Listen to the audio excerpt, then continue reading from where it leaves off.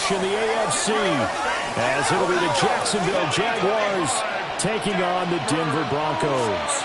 Brandon Gaudin and Charles Davis on hand. Kickoff just moments away. Charles, quickly, keys to the game. For me, it's coaching. Who prepared his team the best going into this one to give them the confidence to believe that they would win the game? That's who's going to come out of this one on top.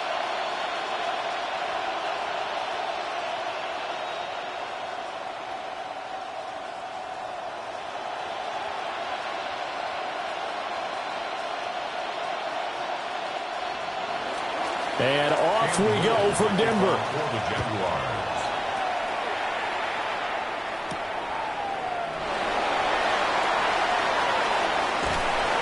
And up to about the 26-yard line, just across the 25. So here are the Broncos now for their opening drive. And they will be led out by their second-year quarterback. I tell you what, when he is on schedule for that week, secondaries take notice because you've got to stay alert back there on every snap. A truly powerful arm, one that's capable of challenging any level of the defense on any given play. That's why so many scouts preach arm talent when preparing for the NFL draft. A quarterback with arm strength to make every throw in the book, he's an asset to have in any offense. And he'll hope that this is not a sign of what's in store as he has to fight just to get back to the line of scrimmage. It'll go as a loss of a yard on the game's first play. Second down. And that's exactly what you're looking for at the inside linebacker spot. Versatility. He can drop into coverage, or as he did on that last play, use his speed to get to the perimeter and knock the ball carrier for a loss. To throw, here's Nitz. And he will find his man Sutton. That's complete.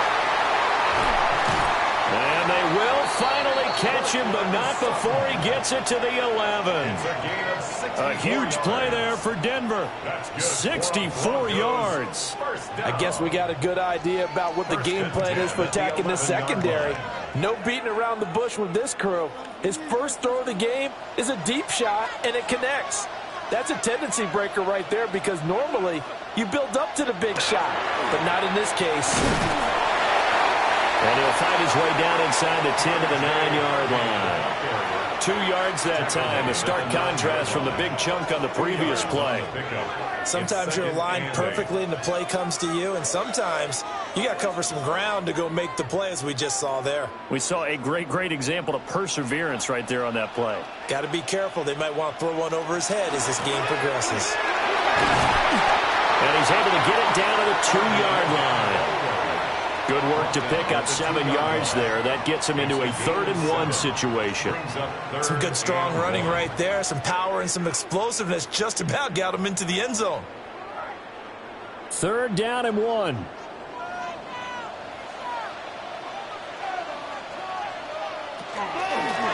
it's Harvey. Now, he's going to run into a brick wall right in the middle of the field, and I don't think he got there. Call it no gain that time, and they're going to be left looking up at a 4th and 1. It's 4th down. Remember, that was less than a yard. That was not a full yard. That defense, they were having none of it. Yeah, the surge the offensive line was seeking actually occurred on the other side of the ball. They reestablished the line of scrimmage and stuffed them. Line of scrimmage, the 2. They can still get a first down if they just get a yard out of this on 4th and very short. And not only did he not get in the end zone, he didn't get the first down either. They'll get neither the touchdown nor the first down. And this defense delivers a turnover on downs on the very first drive of the afternoon. So, Charles, they wanted 7 on that opening drive. They didn't want to settle for a field goal. Felt like a tone setter. You know, that's what they were looking for because a lot of teams, they'll march it downfield, and when they kick the field goal, it almost feels disappointing, doesn't it? You have a nice drive. I think this team decided, guess what? No matter what, we're going for the 6, trying to put those points on the board and set them back on their heels. But unfortunately, that mentality did not work out.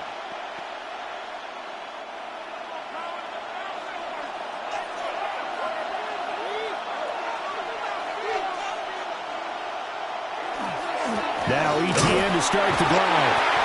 And he's going to be taken down shy of the 5-yard line. 2 yards on the pickup there. It'll be 2nd and 8. That first down play, all you want to do is wedge out any type of space and try and create enough room. If you have to run the punter out there, he can successfully complete the punt. Yeah, didn't get a ton there, but at least some positive yardage. And they'll send the tight end in motion. Now Lawrence. He's going to flip that out to the flat. It's complete. And they'll hit him for a loss as he's back to his 2-yard line. They wind up losing a couple there, so they go behind the original line of scrimmage, and now 3rd and 11 coming up. They're backed up here. Tough spot, needing 11 yards to pick up the first. On 3rd down, here's Etienne. And he takes this just about a yard shy of the 20. A Jacksonville first down on a pickup of 17. How best to describe that one? I'd say right down Broadway on that run. A straight-ahead running. I think that might be something we see a lot of between the tackles today. Well, he's enjoying things so far here this afternoon. Sees a crease and bursts through it for a solid gain. Now Lawrence to throw. Over the middle, it's Thomas. And he's got it past the 30 before he's hit and dropped. Back-to-back nice plays, 12 yards that time and a first down. Well, coaches always talk about finding balance on offense. I'm being given much more balance than this. Big-time run, big-time pass. A 1-2 combination. Looked pretty good. How about that? Let's see if they can continue to take that kind of a punch, though. On 1st and 10, it's Etienne. And he can only manage to get a couple. 2nd and 8 coming up. Well, any lane that might have been open there was closed pretty quickly, and that was because the defensive front, they won that battle at the point of attack at the line of scrimmage. They used great leverage, held their spot, and stacked him up. On 2nd down, Etienne once more. And he'll rumble for about 5, up close to the 40. Not a ton of room available on that one, but he made use of what space was available and gained decent yardage. Trying to keep the drive going here. This is play number 7 on 3rd and 2. Lawrence will throw. Open man is Jacoby Myers. He's got it. And he is going to have a Jags first down by a couple of yards as they're able to get 4 there on 3rd and 2. Jaguars first down. Well, they kept it simple there, CD, only needing the short gain to move the chain, so they didn't want to go with a deep throw. They just go with that safer, shorter throw and able to convert. Nothing wrong with that at all, partner. Check the box, right? Make sure you pick up the first down. Offense is getting established. You're moving the ball. You're not turning it over. Check, check, check. They like what they're doing early in the game.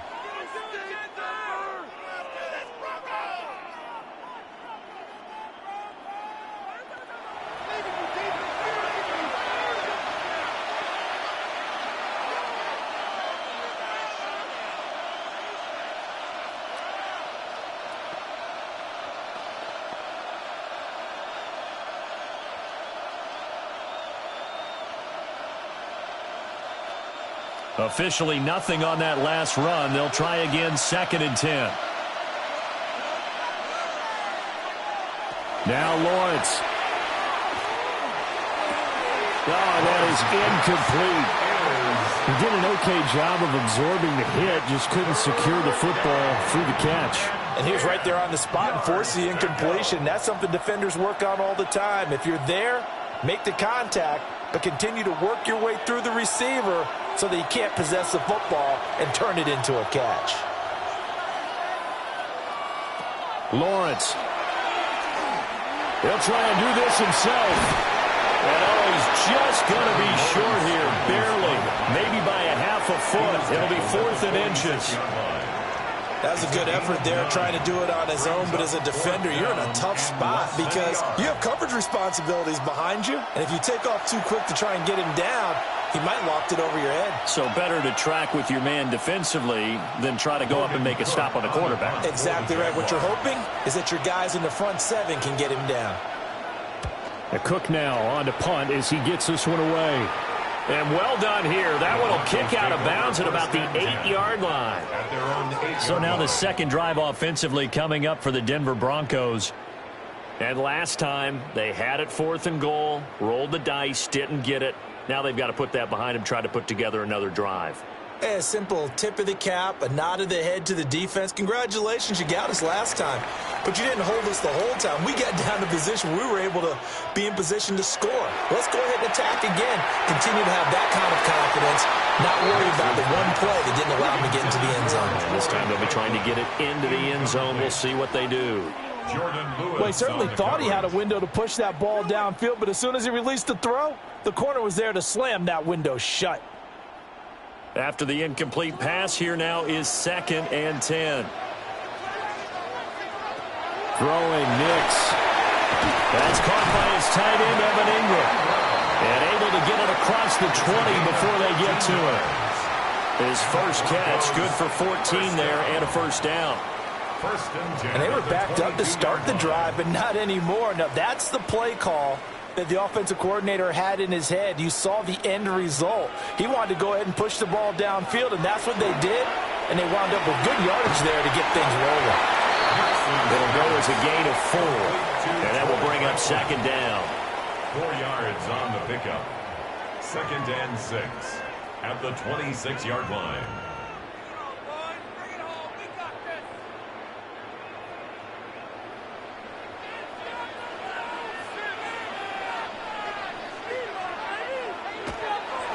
Off the play fake, Nix. And this one into the hands of Ingram downfield. And he'll be taken down, but not before they work it across midfield. That's good. A gain of 28 yards there and give them a first down. 1st and 10 at the 47-yard line. Nice play call, a little bit of play action right there. If you can get those linebackers to freeze for just a split second, that's usually all the room you need in order to get it to your tight end. Harvey now on 1st and 10. And he's going to be hemmed in and brought down right at the line of scrimmage. Just a yard on the first down carry, so it's 2nd and 9. Yeah, things were pretty stacked up there in the middle of the line. A lot of bodies, not much space. I think ultimately he was fortunate to get anything out of that run.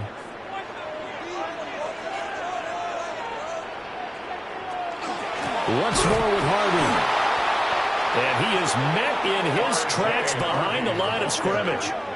It'll be a loss of a full 3 yards there, and it also brings up 3rd down. Oftentimes when you see a running back get bunched up in the backfield, it's usually because the defensive tackle is eating up blockers for others to make the play. Not in this case. Now on 3rd and long, they'll look to throw. Setting up the screen for Harvey. And he'll be taken down at the 44-yard line. 5 yards, not enough, and it'll be 4th down. The key to any screen play is all in the deception, and that means everyone on the offensive side of the ball. But someone gave it up because that one wasn't very well concealed. And the defense able to rally to him and hold him for just a short gain. He'll send this one into the mile-high air, and it's a good one. So time to see Jacksonville again on offense for the 2nd time here in this game.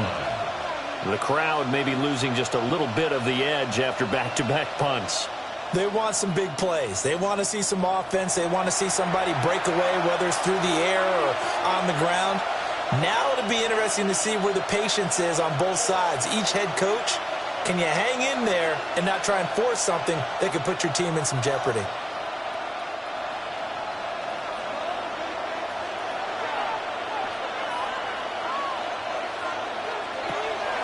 They go play action with Lawrence. And that one drops down, incomplete. Good coverage there, forced the ball free, and it's 2nd down. Well, that's absolutely going to fire this defense up. They made it their mission to deny that completion, and they came through with a nice hit and knocked it incomplete. Here's 2nd and 10 now from the 29.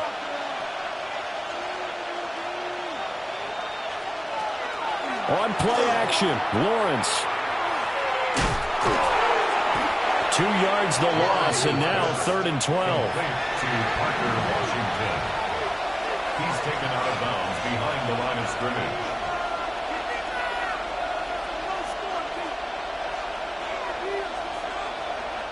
We'll see what they have drawn up here. A little bit behind the line. 12 yards needed to gain a first down. Here's Lawrence to throw. Open man, this is Brenton Strange, the tight end. So the completion good for 6 yards. And that's going to make it 4th down. One hallmark of good defenses is understanding the game, understanding positioning, and tackling immediately in the secondary after catches. I think we just saw that on display right there. Got to him before he ever had a chance to think about turning it upfield. Fair catch called. It's taken in right at the 20-yard line. So a change of possession here on the punt. And the Broncos take over. 1st down and 10.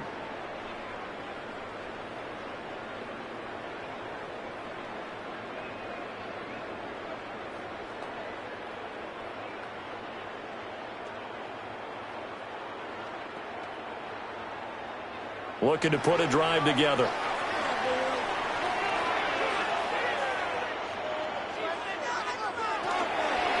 They'll begin on the ground with Harvey. And he's got it past the 30 before he's hit and dropped. Right off the bat, it's a 1st down to start the drive, 12 yards. That O-line, they cleared a big hole there on that run. The athleticism of offensive lines continues to evolve, and we're seeing it here. Not only are they controlling things right at the line of scrimmage, but they're able to get upfield to get to what we call the 2nd and the 3rd levels. You know, get to the linebacker spot, the secondary spot, getting all the way downfield with their blocking, which helps keep the running back clean. They'll try to continue that trend here this afternoon. Foyesade Aluakam made the tackle there from his safety position. Well done to sniff that out defensively. He had it diagnosed pretty quickly. I love that description because diagnosed is perfect on that one. Read his keys, made the play, and he couldn't even get going moving the football. Gets this quickly to Ingram. So the completion good for 7 there. And that'll leave him with a 3rd and just a yard. If you're these receivers, you got to be ready because when he's going to throw it quick on that RPO, he's going to throw it quick. And this is why you spend time with your guy either in the offseason, during the week, the whole bundle. Because sometimes it's just telepathy. You both see the same thing, and he knows get the ball to him right away. Well, they hit him in the backfield, and he will not escape. And that is not going to get it done. Tough sledding. They lose a yard there on 3rd. That's a really alert defense there because they saw the heavy look come in from the offense, countered it with extra linebackers who brought a little bit of speed and heft, and able to really make a big-time play for their defense. On 4th down, Jeremy Crawshaw on to punt.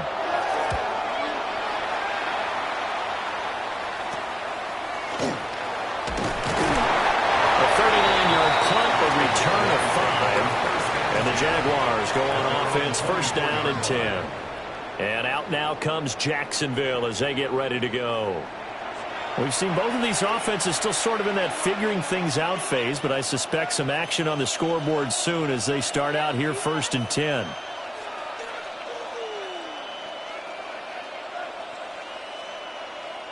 Looking to put a drive together.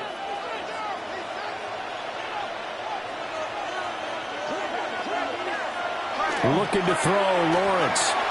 And it's a short one here, complete to his tight end. And he's taken down, but able to slip across the 35.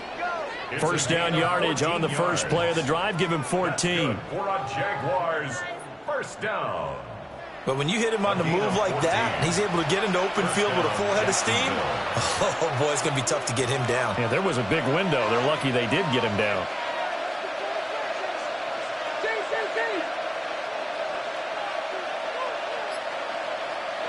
Here's Lawrence. And a quick shuffle pass here is complete. Oh, the gain of 3 on the play. And it'll be 2nd down. It's a pickup of 3. Brings up 2nd and 7 at the 41-yard line.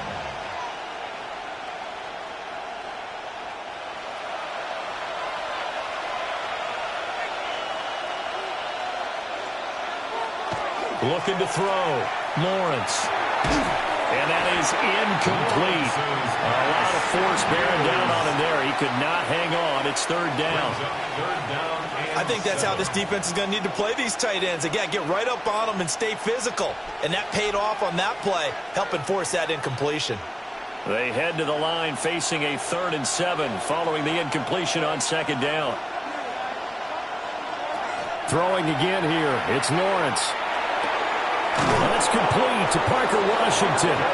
And he will have a Jaguars first down as they're able to get the third down conversion. This offense is starting to get into rhythm. A nice quick throw there on target, able to pick up another first down.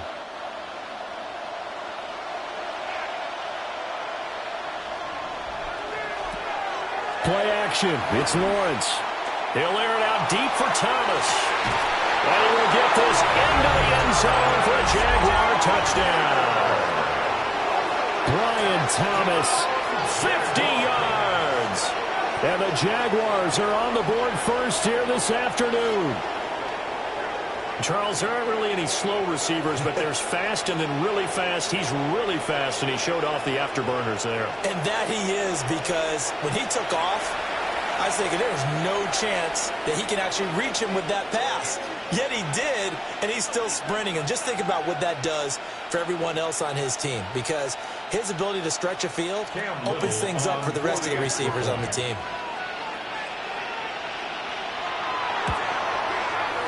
Extra point splits the uprights, and it's now a 7-0 game.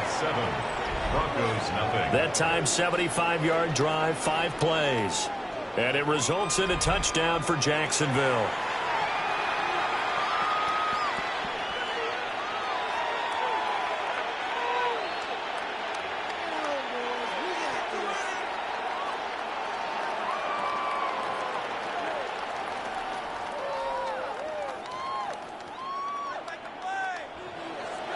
Out is the kickoff unit as they run up and send this one away.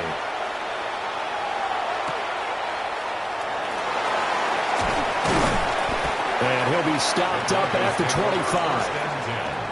At their own 25-yard line.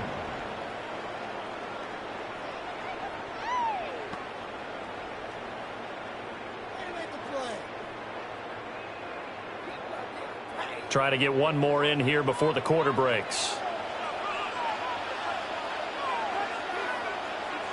Here's Nix. A short one to the tight end, Troutman.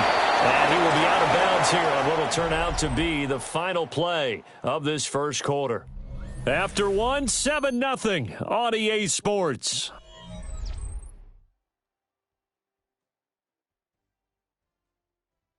Second quarter about to begin from Denver. It's the Broncos in possession of the football as they are looking at a 2nd and 5 situation.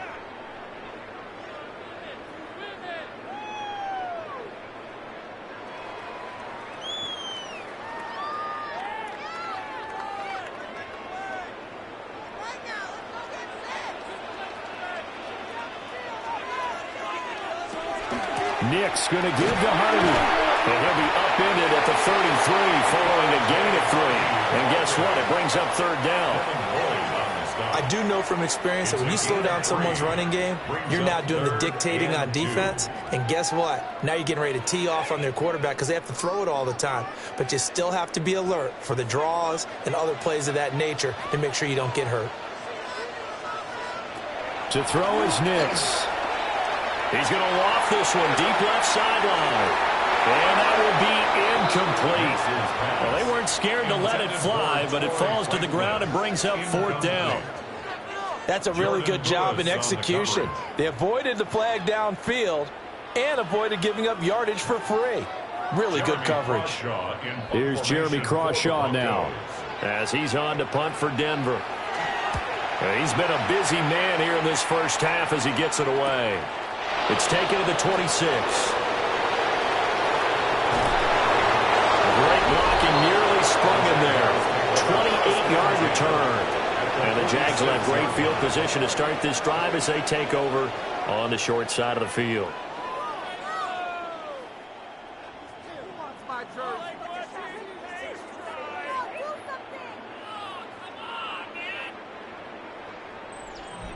Out comes the Jacksonville offense as they get set to take over here. This drive here beginning probably with a pair of motivated groups. Remember, the offense scored a touchdown on their last time out, looking to repeat that in Charles's defense. They were very frustrated after giving up 6 the last time on the field. And frankly, it's just a battle of wills in a lot of ways because you know they're both motivated, they both game plan for this drive, and they both have specific outcomes in mind. To me, it just comes down to who can execute better and which side can step up and assert its will over the other. The goal of a wide receiver screen is get enough blockers in front to create a wall and let him pick his spot to run the football. How about the defense there, swarming to it and not allowing that to happen? Did not let him get downfield. 2nd and 9.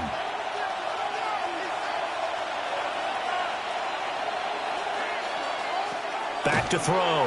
Lawrence. That's complete to Travis Etienne out of the backfield. And they'll wind up getting this one all the way down inside the 20. 28 yards the gain there on the catch and run. Another nice play there. They've gotten down into the red zone in no time at all. That's what this offense can do when they get on a roll. And now they're set up with a 1st and 10. So from the 17 now, here's a 1st and 10. Well, they'll run it here on the jet sweep. And nothing doing. He's immediately taken down at the line of scrimmage. He'll lose a yard there, and it's 2nd and 11. That's the danger, Charles, of running plays like this for your wide receiver. They can hit big or they can be duds. Yeah, you're exactly right about that because if they're forced to try and go around defenders behind the line of scrimmage, sometimes you can give yardage in order to gain it. But in this case, they gave yardage and didn't. Looking for Thomas, but that's intercepted. There he goes, right side. And a huge return as he'll take this one all the way down inside the 30-yard line. And as we've seen, points have been precious so far, and they just threw some away on that snap. And let's face it, as we advance further into this game, that play will be on the minds of everyone who's watching it. They wonder if this is the turning point. Is this the spot where those points were given away and could cost them a ball game? Here's the Denver offense now as they get set to take over here. And they'll take over here following the interception with a chance to tie the ball game. It's 1st and 10.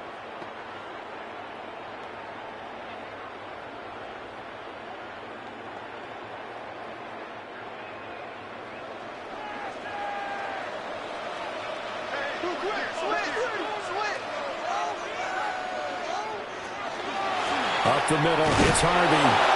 And only a yard this time as he's taken down right around the 26. They just keep trying, but so far, finding no room for him to run. None whatsoever. In fact, you run the numbers. He's under 3 yards a carry at the moment. 2nd down and 8.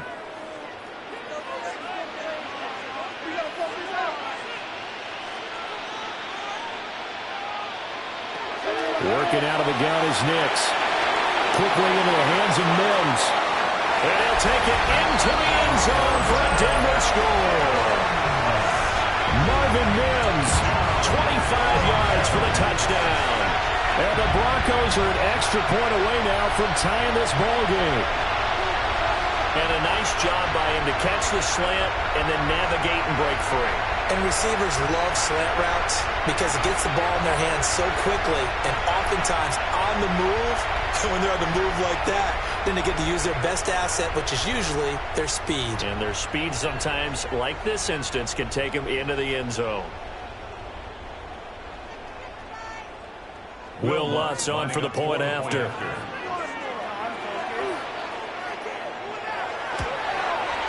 It's up and good, and we're tied at 7 here in quarter number 2. Well, that drive started with not a whole lot of real estate in front of them. In plus territory, excellent field position. 2 plays later, pay dirt.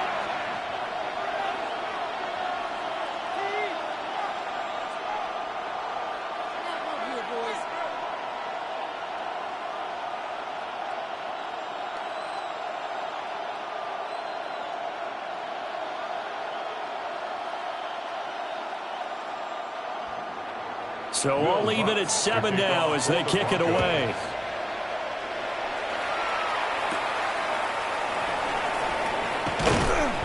And not much happening on the return as he'll get this to about the 23.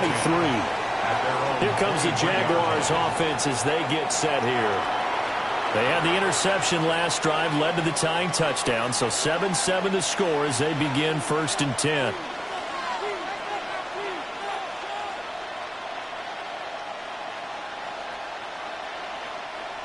looking to put a drive together.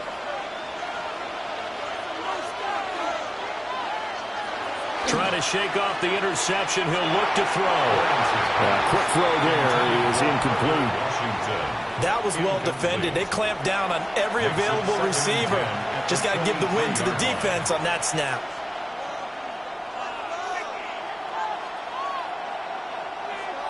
Once again, they'll go from the 23-yard line on 2nd and 10. Washington in motion left. From the gun, it's Lawrence. Got an open man, it's Washington. 4 yards the gain, and it'll bring up a 3rd down. It's a gain of 4, and it's 3rd down.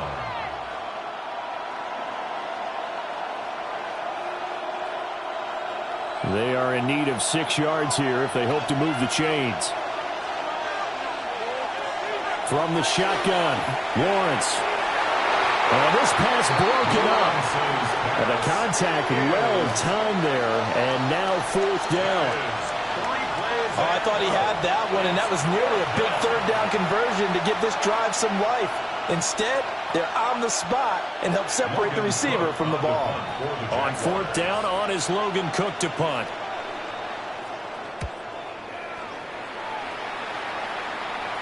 Fair catch signal for and taken just shy of the 30-yard line. A 41-yard punt there with no return.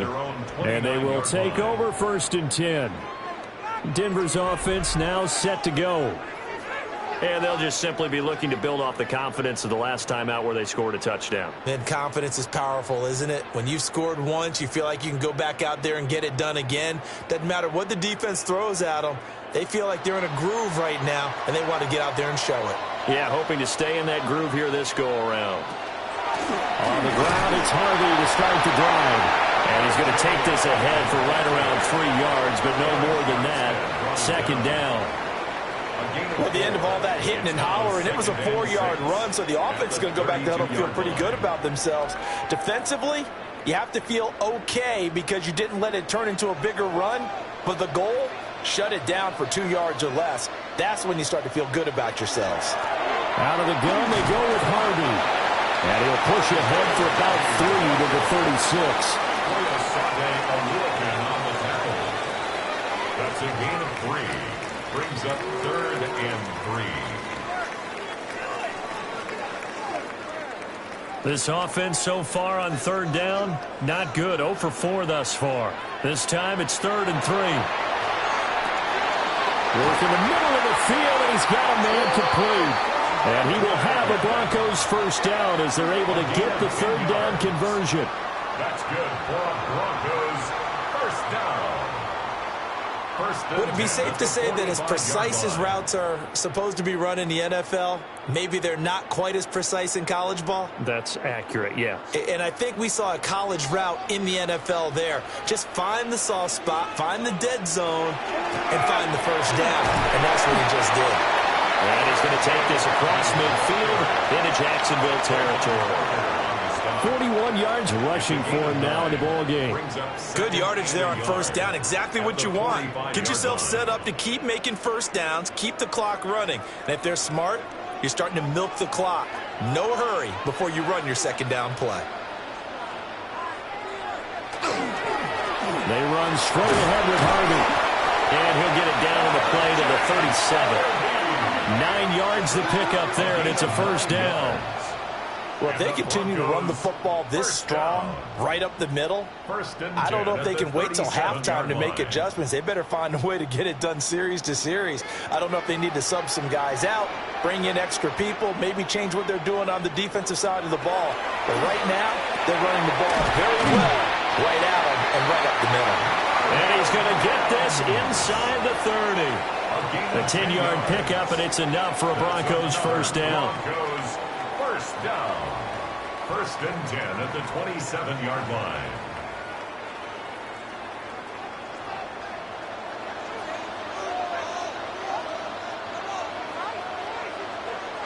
Now it's Nix.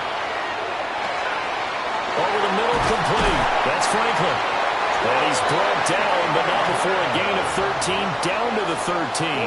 First and 10 in the red zone. That's another Broncos first down. First and 10 at the 13-yard line. Of course, the catch was nice, but how about what happened after? Able to stay on his feet and gain all that additional yardage. So many of these slot guys, I think, have running back in their background. From the 13 now, they work on first and 10. To throw, here's Nix. Out left side here to Bryant. And they corral him just a couple yards shy of the end zone. 11 more yards that go around, a first down as well.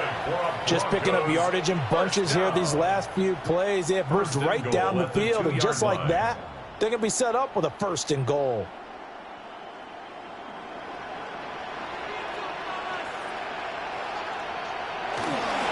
They'll try him with the day. And he is going to be stopped cold behind the line of scrimmage. It's a loss of 2 there, bringing up second down. He came out ready to play. That's 3 tackles for a loss, Charles. We're only in the second quarter. And that's problematic for the guys trying to run offense, because that means he's got a pretty good idea of what they're doing and is actually beating them to the point of attack and making those plays. Might have to think about some misdirection or something. Yeah, this is caught by Sutton. Touchdown, Broncos. 4 yards on the touchdown grab. And the Broncos have taken the lead. Well, that's just how they drew it up, CD. His first read was there, got it to him quickly, and into the end zone. Absolutely excellent execution by all involved. And the coordinator, got to give him credit, found the perfect play call. Quarterback let it fly as soon as the target came free, and his guy made a nice catch. Just how you draw it up in practice and then execute it in the game.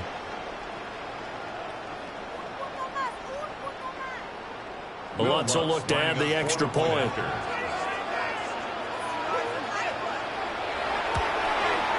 And he's got it. It's now a 14-7 ball game. So that one a pretty time-consuming 10-play drive. And Cortland Sutton able to finish things off with the touchdown reception.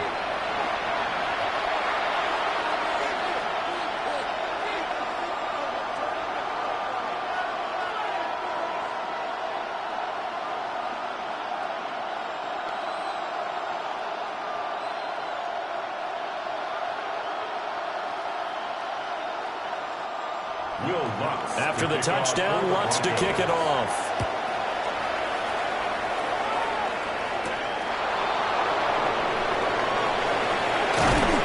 And he'll take it up past the 25 to the 26-yard line.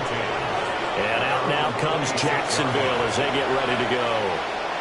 That 7-0 lead of theirs short-lived as they've now given up 2 straight touchdowns to fall behind by 7. Yeah, but no cause for discouragement here. Yeah, they've fallen behind, but haven't they proven that they can go down and score? So what was the formula that got them down there the first time? Get back to something close to that, and maybe they can get this game tied up. They'll start on the ground. ETN. And he'll manage to pick up about 4. It's second down. They'd love to just strike back with a touchdown right here, and if it's a long play, so be it. But the main goal, get a couple of first downs, run some plays, run some clock, allow their defense to get a chance to catch their breath, settle down, and relax a little bit after they just gave up the score. In motion, the tight end. On second down, ETN once more. And he is going to lose yardage here. That's going to go down as a loss of 5, and it brings up third down. Well, how about the big guy there showing some agility? He just flowed from his D-tackle position in order to make that play. Tough spot here, third down and 11.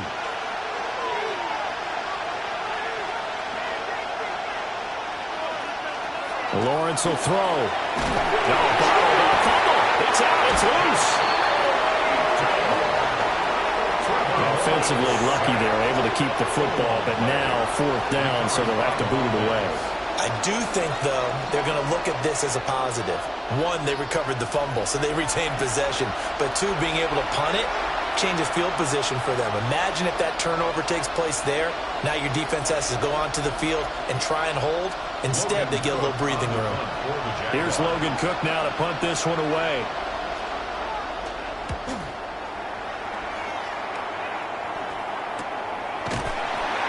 Going to be a 43-yard punt, just a single yard on the return. And out will come the offense as they take over. The Broncos offense and Bo Nix getting set for this next possession. And he's had things all his way in this first half. The numbers sensational as he'll look to add to them with another drive here.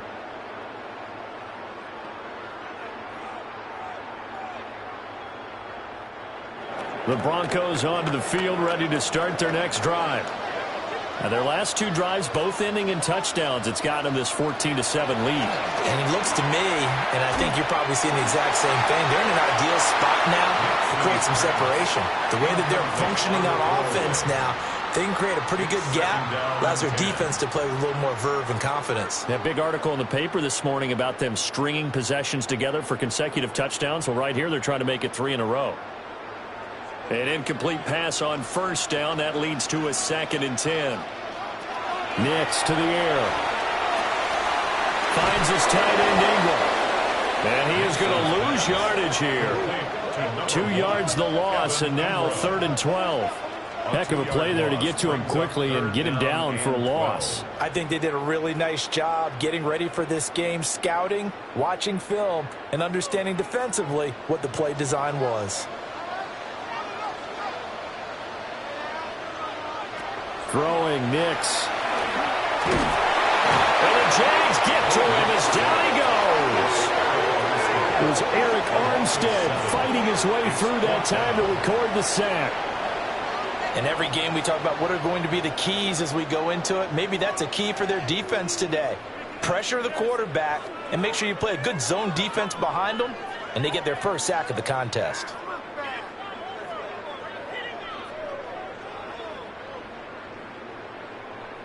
The Broncos send out their punter now as the drive goes backwards, so he's on to punt it away. And a fair catch called for and made just inside the 35-yard line. So possession goes over here on the punt. And it will be 1st and 10 as they take over.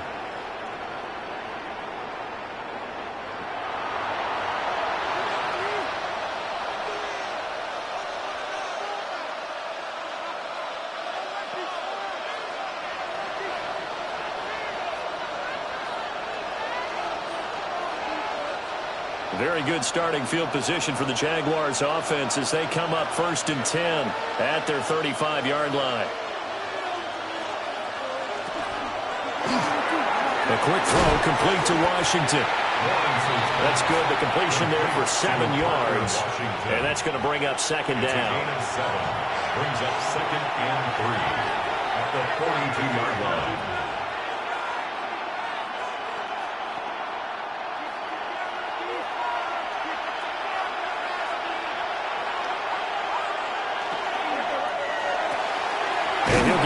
Back to Washington.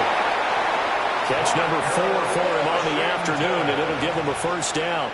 The start for them near flawless. Defense gets him a 3 and out. 2 quick pass connections on offense. So that's how a team works together. Just what you described. Get them the ball, give them a little momentum, and they're capitalizing off of that. Thanks a lot, guys.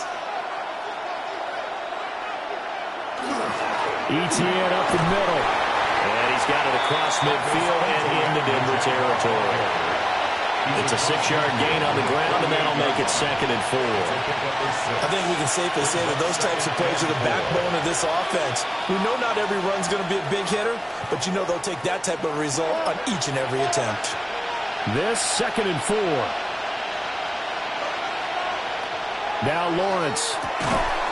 And this throw incomplete. And the defender all over him that time, but it's going to lead to 3rd down. When you run in the slant, timing is everything, and against that man coverage, there was no space available, and incompletion as a result. The Jaguars on 3rd down. 3 for 7 so far in this game. This is 3rd and 4. Now Lawrence. A short throw there to Strange. And he is going to have the first down, and that is going to take us to the 2-minute warning. We've hit the 2-minute mark in the second quarter. 14-7.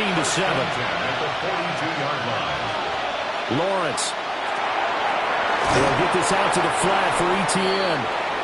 And the stop here will come at the 38-yard line. They'll give him 4 yards there, and it'll be second down. That's a good job there by the corner. We do talk about this a lot, that a lot of corners see their job as simply covering receivers. Tackling isn't everyone's thing. But in this case, he came up quickly and made a nice, sure tackle. Straight ahead, ETN.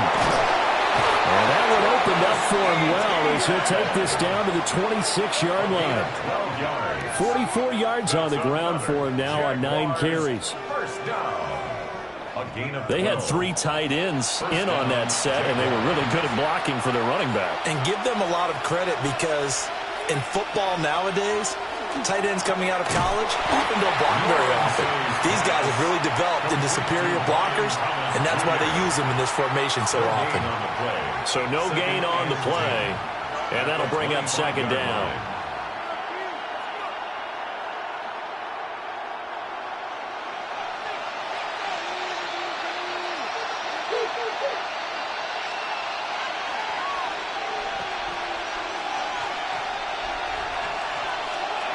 Now Lawrence to throw. And he'll dump it underneath to his running back, complete. The Jaguars going to go ahead and use their first timeout as the clock will stop with 35 seconds to go in quarter number 2. 1st and 10 at the 12-yard line.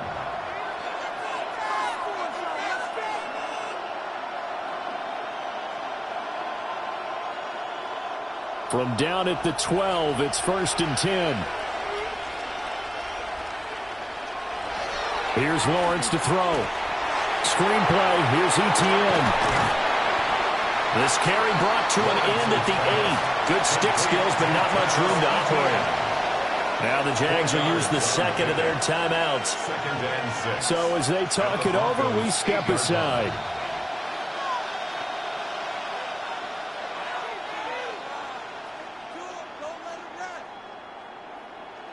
Facing a 2nd and 6 from the 8. And the slot man goes in motion left. Looking to throw Lawrence. This will be caught at about the 5. And they'll get this from the 8 to the 5. Pick up a 3. It's a gain of 4. Brings up 3rd and 3.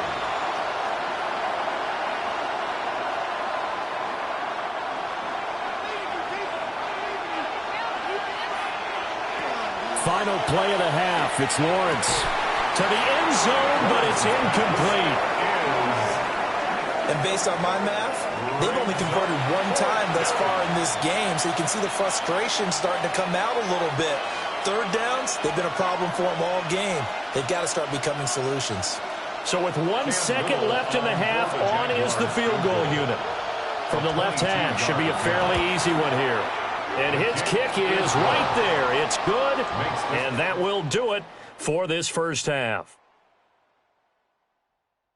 All right, Brandon, thanks much. Welcome in, everyone, to the Orlando studios. Scott Hansen with you for a quick halftime report. We'll let both sides catch their breath and get their orange wedges as we're going to get ready for the 3rd quarter action. So let's go back out to the stadium as we rejoin our broadcast team, Brandon Godden and Charles Davis.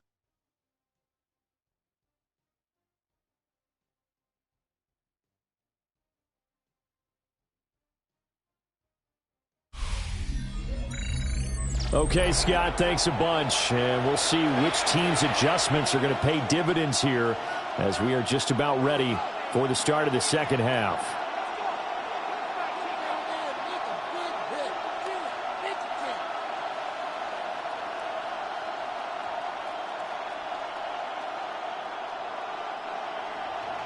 The Jaguars with work to do. They trail here as we are back underway on EA Sports.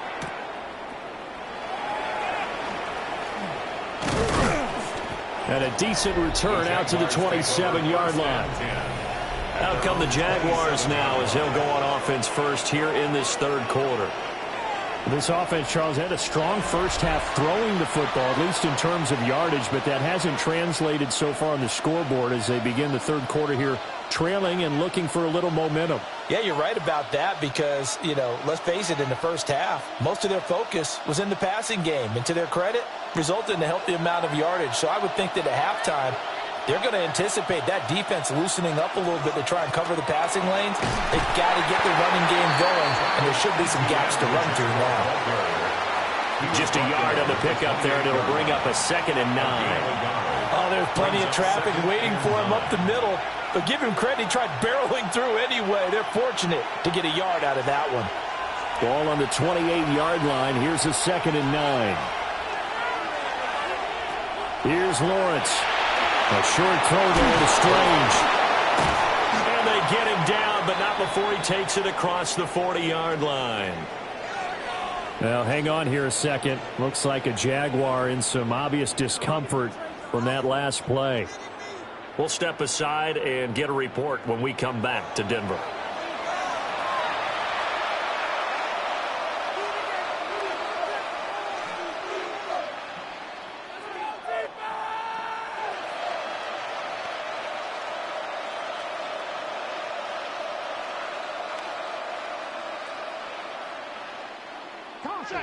Check.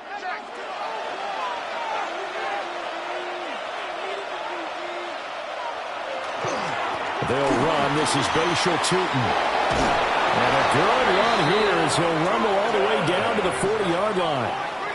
A good gain again. That's now 31 yards combined on those last two plays. First down. Partner, if you want more carries, I think we saw how you get him. Showed that he's got the fresh legs, and he picked up the first down on that run. Don't just ask for him. Show him that you're supposed to get the football. They'll look to throw now on first down. To the right side and complete to Washington. And give him 6 yards here as he stopped near the 35 at the 34. He decided to run a hitch route. It really helped to have a guy who can turn it loose. And, boy, he rifled one in there on that one. Not much run after catch, but it worked really well. From the 34-yard line, here's 2nd and 3.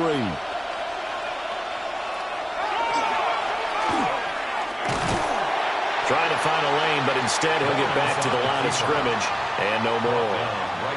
Call it no gain on the keeper, and it's going to bring up a 3rd down. And it brings up 3rd down.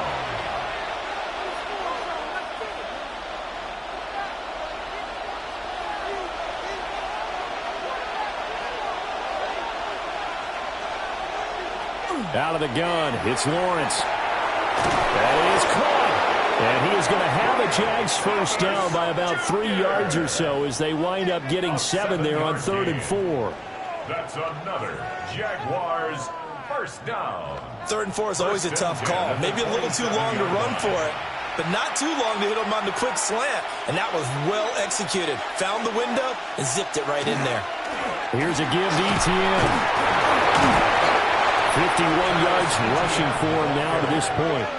That's a strong pickup right there on first down. And as this drive goes on, we're seeing an offensive line and running game imposing its will.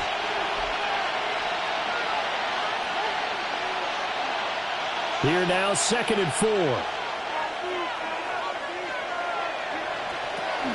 Etienne once more. And he will be brought down at about the 6-yard line. A nice pickup of 14, and it moves the stick, sets up a 1st and goal. That one definitely helps as they try to push the ball down the field here, trailing early in the 3rd quarter. And even though they're trailing, not abandoning the running game. People may call it an adjustment. I think it's just much more sticking to what works for you and continuing to have faith in it, and the running game is starting to pay off. Lawrence hit and the ball is free. It's picked up by the Broncos. And a big turnover there as his guys will get the football back.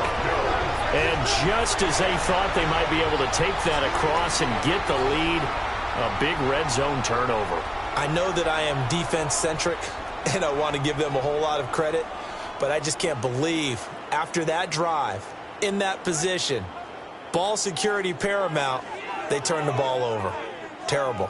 So now a look at the Broncos as they head back out there for their first possession of the second half. And their defense just helped them out by getting the football back on the opening drive here in the second half. And now can the offense follow through with points on their first possession? And that's a big one for them because after the work the defense has done, they've got a chance here to open up this lead. They'll start this drive out on the ground. And if there was a lane there, it closed up quickly as he stopped for no gain. Second down. Delayed give there out of the gun. Defense was ready. Yeah, and I'm not a big fan of a draw play out of the shotgun formation because the quarterback's not having much action where he's getting away from the line of scrimmage. He's catching the football, making a little head fake, and then handing it off. You should be able to read it as they did there. Throwing left sideline there, but it's incomplete. And when you're in a one-score game in the second half, now's not the time to force the football to places where you shouldn't. And that's a smart decision to just get that one out of there.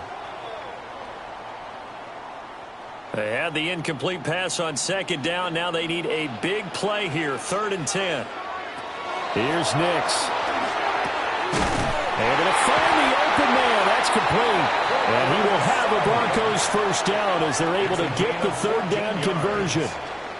Whenever we talk about moving the sticks and controlling the football, there's a great example right there. Those are the 3rd downs you need to convert to win football games. We're in the 3rd quarter of this one, and this is a tight one. In order to maintain pace, keep the ball away from the other team, and put points on the board, those are the plays they need to continue to convert. And not a whole lot of room to operate there on the first down run. He gets maybe 3. Not a huge carry there on first down, but not all of them will be. But still, all in all, a positive play for the offense. It's all about picking up at least a few to set up what you're going to do here on second down. Here's 2nd and 7.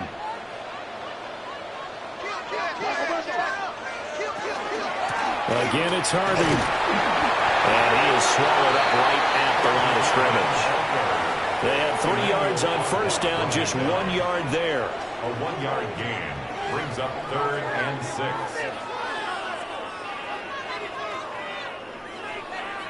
Now the Jags with 5 in the secondary now on 3rd down.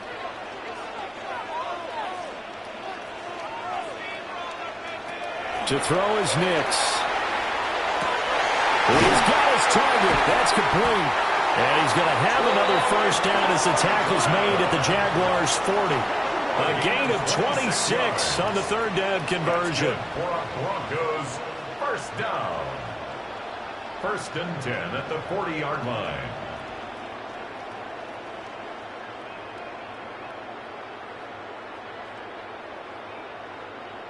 So in Jacksonville territory now. Here's a 1st and 10 right at the 40.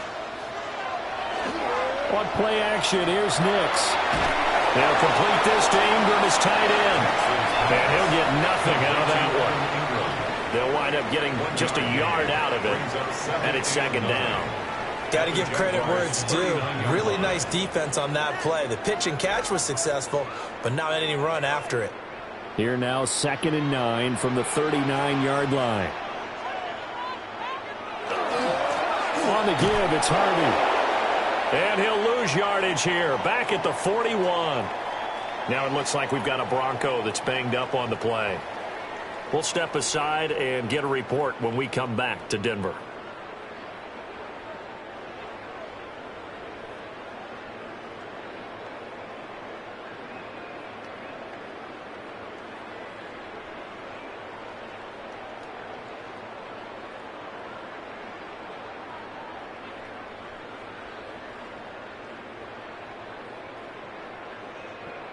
Ninth play of the drive coming up, and certainly not an easy one on 3rd and long.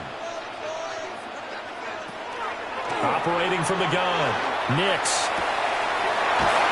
Wide open receiver, complete. It'll be a pickup of 16 and a Bronco first down. That's another Broncos first down. 1st and 10. That was a nicely run slant route, and what the receiver's trying to do is make the defender think he's going upfield for a deeper route, and then breaks it off, usually after about 3 to 4 steps, and cuts towards the middle of the field. And now what he's trying to do is use his body to keep the defender away from the football and get the quarterback a really nice target. It's a pickup of 3. Brings up 2nd and 7 at the 22-yard line. They'll come up 2nd and 7.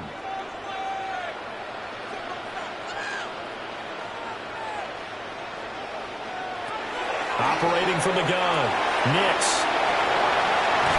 And he is into the end zone for a Denver touchdown.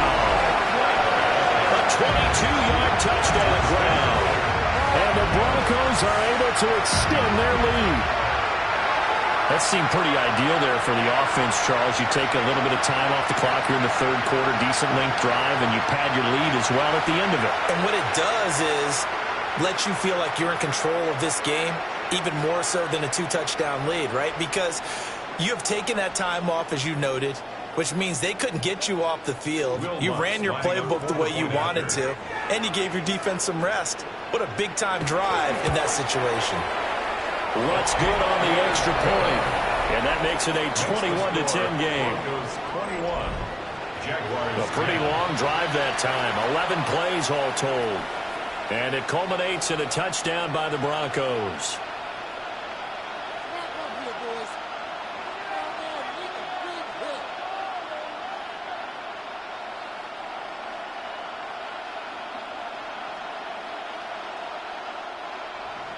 After the touchdown, Lutz to kick it off.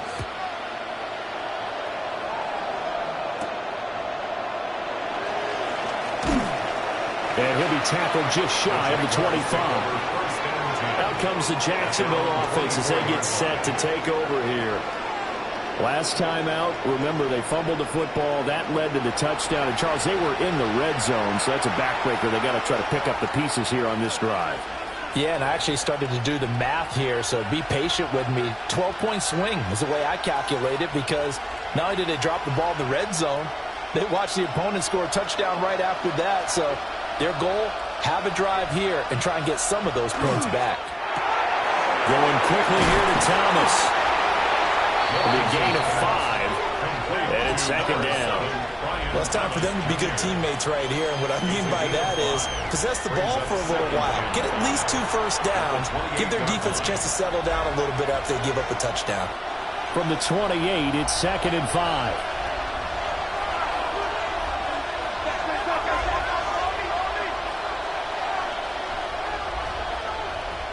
Operating from the gun, Lawrence. Well, a quick throw there, but it's going to be incomplete. Had an open man that time and ended up putting a little too much heat on it, don't you think, partner? Absolutely. Just needed a touch more air under it. Instead, he fired an absolute bullet.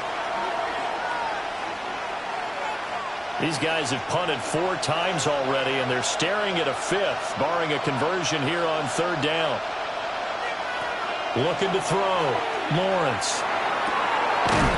Working the middle of the field, and he's got a man complete. That's a 3rd down conversion to 24 yards there. Nice play. And the Jaguars first down. 1st and 10 at the 48-yard line. And that's the kind of play this offense needs to maybe kick them into gear a little bit. They've been stuck in neutral much of the game. Perhaps that can give them a little bit of confidence. The big plays are out there. Again, it's Lawrence. And this will be incomplete. Physical play on the football there, and it's 2nd down. It's been clear in this matchup which side has been the more physical one. It's been this defense. And here's another example on that last play. Here's 2nd and 10. They'll stick with the passing game as he looks to throw. That's complete into the hands of Myers. Broke through some contact, but unable to reach the 40. They get 7 out of that, so they're left with a 3rd and 3. Well, if you do read man coverage, Brandon, the drag route's a pretty good one to run against it because you're running away from people on it. This offense in desperate need of a conversion as they come up on 3rd down. Lawrence will throw. That went into the hands of Washington. And he will have a Jaguars first down by a couple of yards as they're able to convert here on 3rd and 3. Good for a Jaguars first down.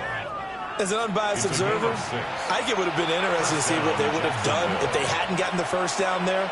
But since they did, I guess the point is moot. And they're right there in that middle ground, field goal range, punt, go for it. But as you said, they picked it up. He's got room at the 30. And down to the 16-yard line. Now, hang on here a second. Looks like a Jaguar in some obvious discomfort from that last play. We'll step aside and get a report when we come back to Denver.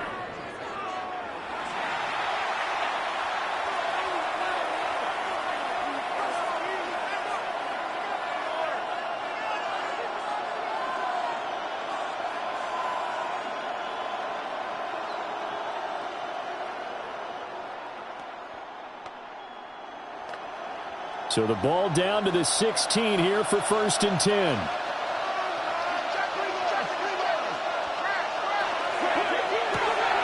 Lawrence with a quick throw outside. That's complete. And it looks like he'll be just a yard shy of the 5 here as he's out at the 6. 10 more yards. And that's good for a pickup of 10 yards. And that'll leave him with a second and just a few inches left. It's 2nd and inches at the 6-yard line.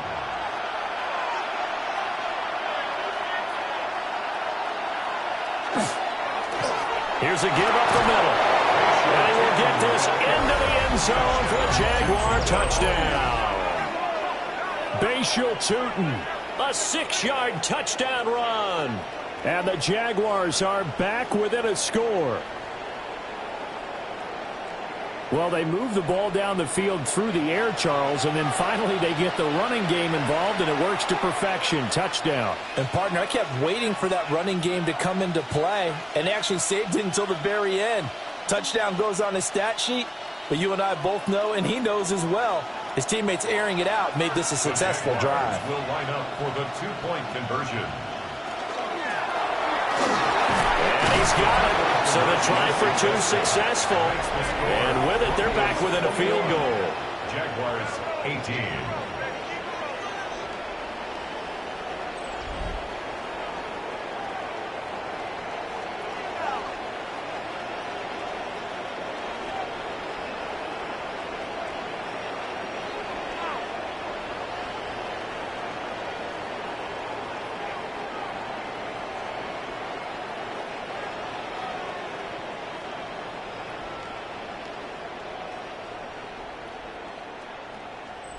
Well, I guess the coach looked at the 2-point cheat sheet, said go for it, get it to a 3-point game, and they did it. Yeah, and sometimes you just throw out time of game. You don't worry about that. There's just a feel sometimes in making that call, and he felt good about what he had for a 2-point conversion, and now they're only down 3 and feeling great about themselves.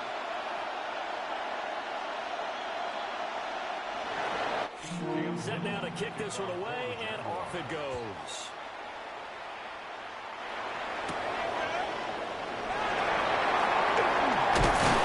And he's up across the 25 and down at the 28. And coming out now, the Broncos.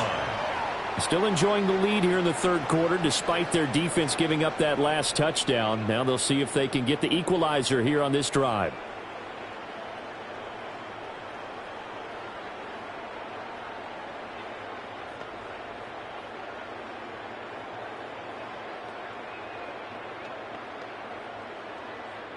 Looking to put a drive together.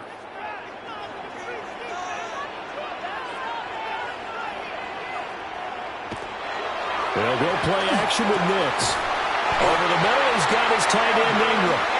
And they'll get it up just short of the 45 at the 44. That play going for 16 yards to start the drive. First down. As they began this drive, I was wondering how they were going to attack since they're playing with the lead. Would they continue to try and push the ball downfield? Well, after one play, it appears that the answer is yes. On first down, a run with the day.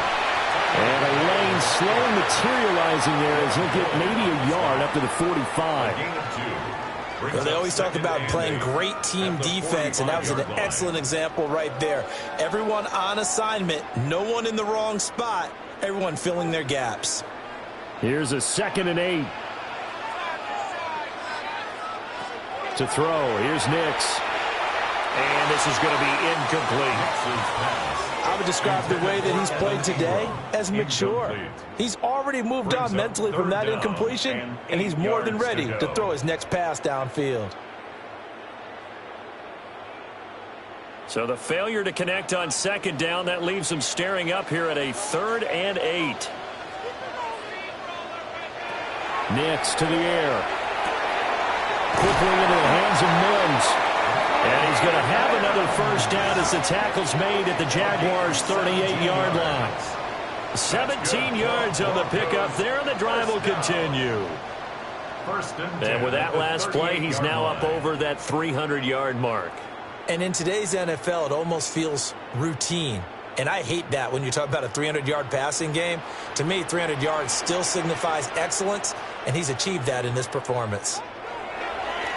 Off the play fake. Nix. He's got a man. It's his fullback. So give him 5 yards there on the pitch and catch, and that'll make it second down. Well, this has certainly been a nice drive with the way they've spread the football around. Here, they even get the fullback involved in the passing game. That's got to cause a lot of consternation on the defensive side. You've got to cover him, too. That makes things really difficult. He'll find Sutton on the right side, complete. 5 yards on first down, but now just a 1-yard pickup there on second. They kept the receiver in the short field, but that let his quarterback get the ball quickly to him before either guy in double coverage could react. Play number 7 now coming up on the drive. 3rd and 5. Flag comes in. This might be a free play. That's incomplete, but there is a flag down, so hang on. A big call coming on 3rd down. Well, we looked at each other right when he flinched. We knew that that flag was coming. Yeah, offsides, easy call, mark off the 5, and keep it moving.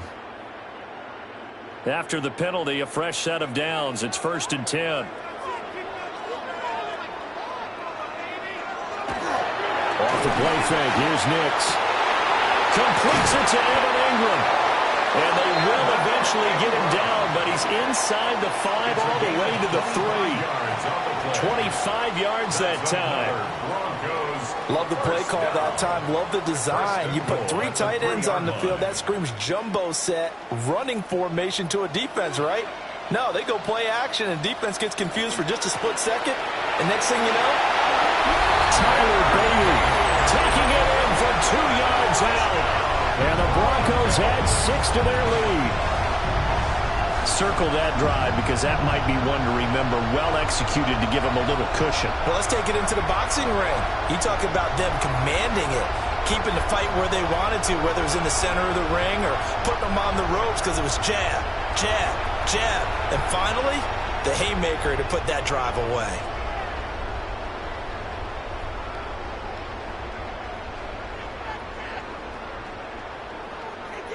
Lutz to try to add the PAT.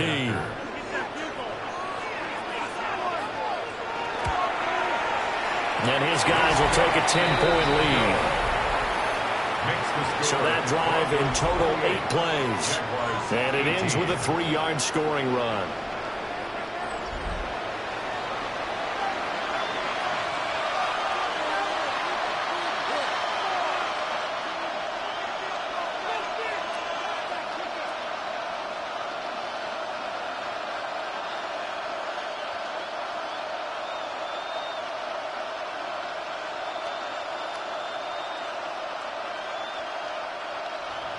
After the touchdown, Lutz to kick it off.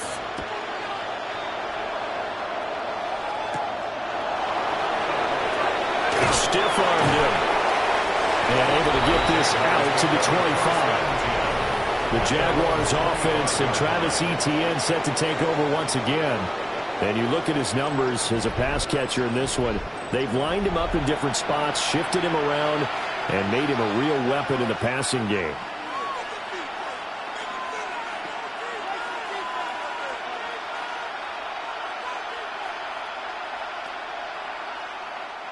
The Jacksonville offense set to begin their next drive. Right now, Charles, it just feels like they're trying to keep pace. They did score the touchdown last time out, but they still trail by double. Oh, this is taken in. It's complete. Touchdown, Jaguars. Brian Thomas. His second touchdown of the afternoon. And the Jaguars are able to cut into this deficit here in the final minute of the third. And we didn't even get a chance to settle in for that drive. A quick strike of 75 yards, and they find the end zone. Don't you get the sense that film study was behind this one, that they saw something that they thought they could take advantage of? The key is calling it in the right situation, knowing when it exists to go to it. They did exactly that. They've got to feel really good about what they did in advance of this game. Just looking down at the sideline now, their defense is like, man, can you have strung that out just a few plays? Give us a break. Back out there. Hey, man, give that water break and get on out there and play. Point after, right down the middle. And the lead is down to a field goal. 25.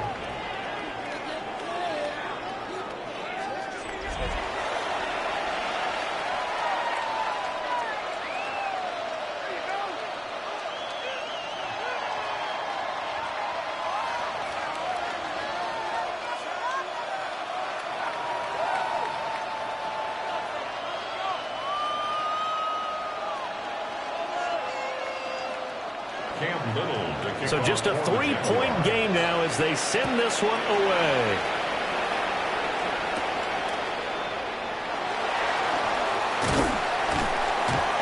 And he'll go down as this drive will start at the 25-yard line. The Broncos offense and their quarterback ready to go once more. And he's been a nightmare to scheme against throughout this one. This defense has been totally taken apart, and that is borne out in his numbers. He's been terrific all game long.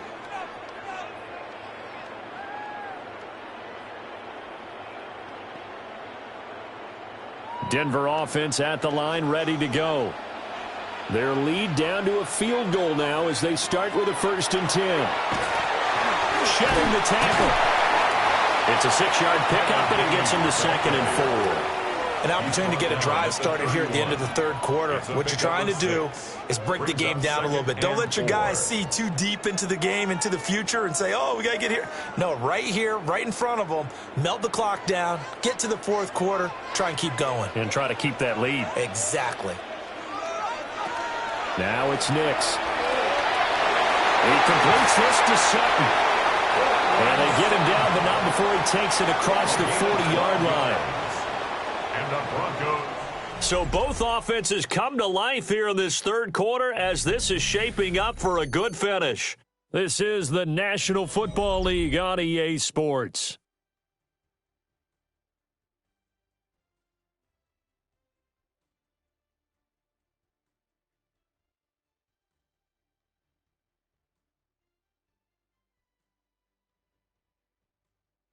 Welcome back now to Denver. It's been a very hotly contested game to this point. Just a field goal separating these two teams as we get set for the fourth quarter. Nick's going to give this to the day. He's able to push his way forward somehow for a gain of about 2 yards. 2nd down now. And hold on here, because on that last run, it looks like we have a player who was shaken up. We'll step aside and get a report when we come back to Denver.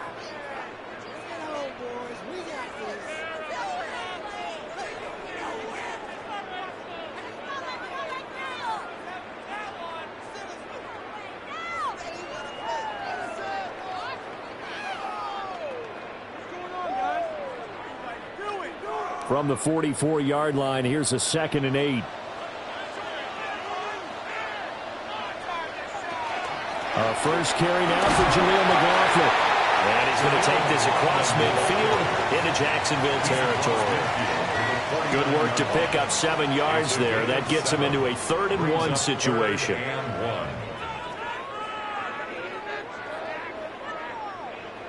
So they just need 1 yard here to pick up the first down. On the sneak, it's Nix. And he will have a Broncos first down.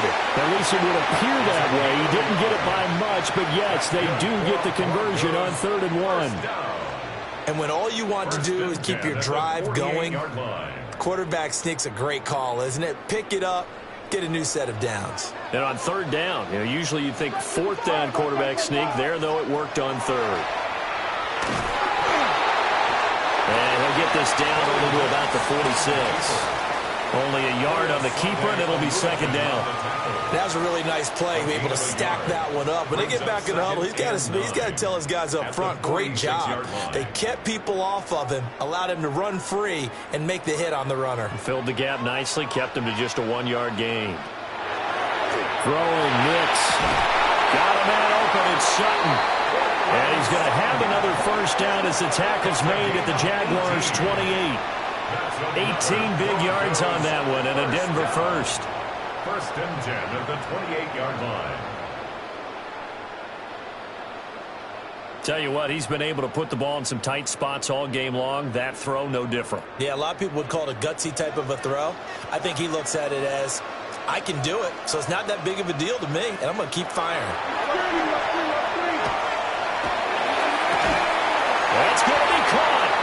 And he doesn't quite make it, taking it within an eyelash. Dropped at the 1. A very solid gain of 27. Oh, nice job there putting the ball right in the doorstep of the goal line. Couldn't quite get in to pay dirt, but he got awfully close. Let's see if they can cash it in over the next couple of plays. And they'll turn to the power game to try to get in. And he is into the end zone for a Denver touchdown.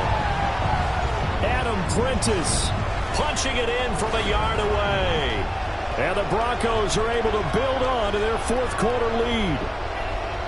But that's certainly an important touchdown there. It makes this a 2-score game. But as we've seen, no lead is safe in this one with the way these two offenses have lit up the scoreboard. I would imagine that on their sidelines, they're both yelling at their defenses, hey, you want to get involved here? One big play from you, that can win the game for us. Lutz with the extra point. And his guys will take a 10-point lead. So a nice drive put together there. They go 75 yards in 9 plays. And it ends with a 1-yard touchdown run.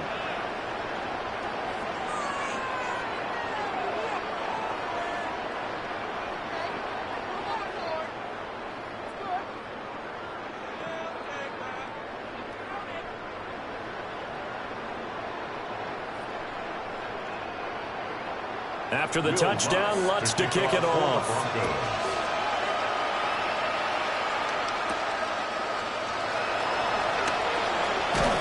And he won't quite make it to the 25. And out now comes Jacksonville as they get ready to go. And you figure after giving up that last touchdown, they trail by 2 scores here in the fourth quarter. This drive becomes very critical.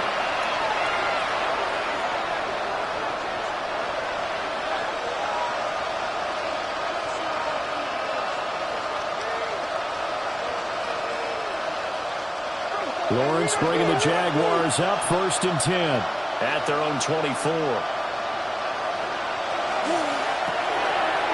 Lawrence going to fire it out wide, complete. And this will be a gain of 5 as he gets it to the 30. This possession means so much for them. They've got to focus on this drive and find a way to make this a one-possession game. Got to get a score. Yeah, so good with a field goal. Don't necessarily need a touchdown. And the ball on the 30. Here's 2nd and 4. Now Lawrence. He's got Thomas yet again, complete.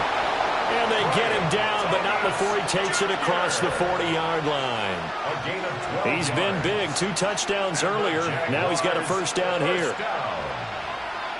First and 10 at the 42-yard line.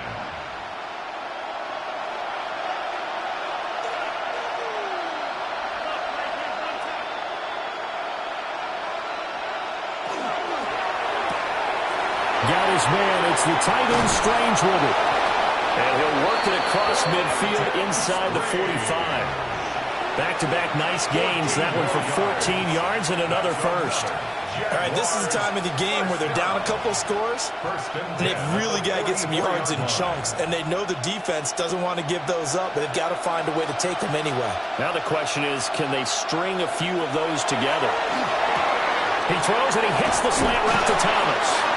And they're able to get this one past the 30 down to the 25. 19 yards there on the catch and run. Jaguars first down. A gain of 19 yards. First down, Jaguars. Well, every drive from here out is definitely crucial and critical. They know that they need to get at least 3 here to get it back to a one-score game. But I can't imagine that in their huddle that they're thinking at all about getting a field goal. They want to get into the end zone and then try and get the ball back again. But to throw again is Lawrence. Washington with the catch, middle of the field. A gain of 8 there on the play. And that'll bring up a second down in just a couple. So 5 plays on this drive, Charles. All passes, all completions. And just like that, they're in the red zone. And don't you think the playbook opens up a little bit more now? Because all they've done is throw the football. If you want to run it now, you may very well have them fooled. Running out of the gun with ETN. And they'll bring him down at the 13-yard line. Well, hang on here a second. Looks like a Jaguar in some obvious discomfort from that last play. We'll step aside and get a report when we come back to Denver.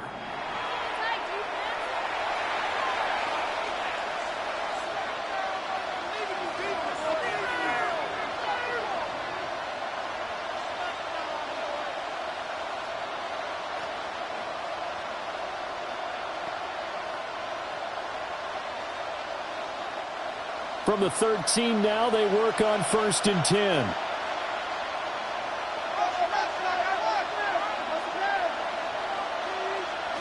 Now Lawrence to throw. Got a man, and he hits him in stride. And the Jags are looking at 1st and goal as he's tackled all the way down at the 2-yard line. And this has been a nice answer to the touchdown drive against them a few minutes ago because they've come out and reestablished the tempo. A nice throw there, and they're putting together a very strong drive as a response. 1st and goal, and they got to be thinking a chance to get right back into this football game. ETN. And he gets halfway there down to the 1-yard line. He'll get 2 out of that run, and it's going to bring up a 2nd and goal. Good work there, holding them out on 1st down, and this is going to be a battle down here on the goal line. Can they hold their ground for 2, maybe even 3 more plays? 2nd and goal from the 1. Turton. And he is met in his tracks behind the line of scrimmage. That'll be a loss of a yard, and it leads to a 3rd down. And now 3rd and goal coming up, the loss on 2nd down. That just means this crowd's going to get even louder, and they'll get a little bit of extra help from the defenders as they exhort them to join them in the effort.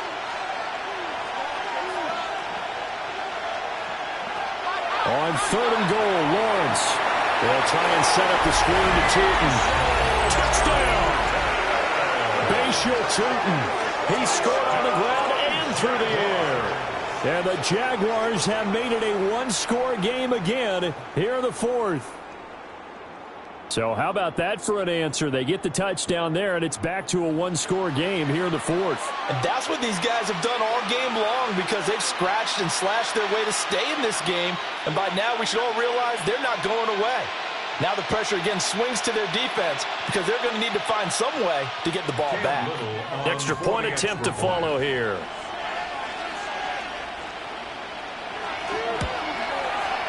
And the lead is down to a field goal now. A 10-play drive that time. And it culminates in a Jags touchdown.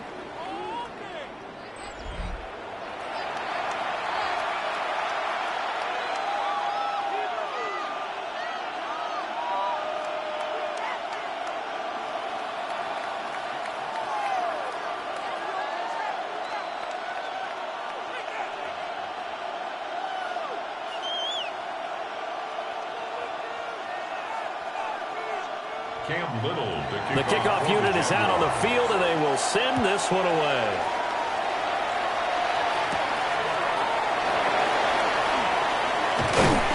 And he takes this near the 25. Just a little pass there. Call it the 26. The home team's offense and their quarterback headed out for this next possession. And this defense might be about ready to wave the white flag. Nothing they have tried to throw at him has been that successful. He just processes things so quickly and makes a right read seemingly every time. The Broncos onto the field, ready to start their next drive. Their lead back down to one score after the touchdown a moment ago. First down's a must on this drive as they start out here 1st and 10. Just because you got the lead in the fourth, it doesn't mean you have to play it safe. I like the aggressive play call there to push it downfield. That time, it didn't work out.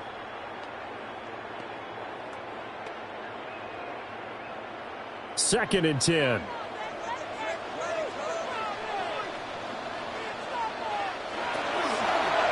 Carry from McLaughlin.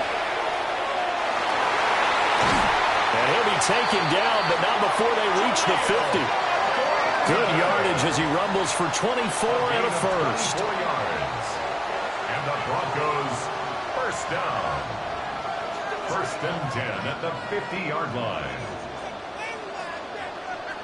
Well, it is our business to analyze what we saw out there, and on that play, I saw a defense staying in base, not taking a chance, not blitzing in a situation where they absolutely need the football back. That's either a case of overthinking it or not thinking it through. If you do blitz, you have to be careful about it. Man, it's caught inside the 10. And they do finally get him, but he makes it all the way to the 6. That's another Broncos first down. 1st and goal at the 6-yard line.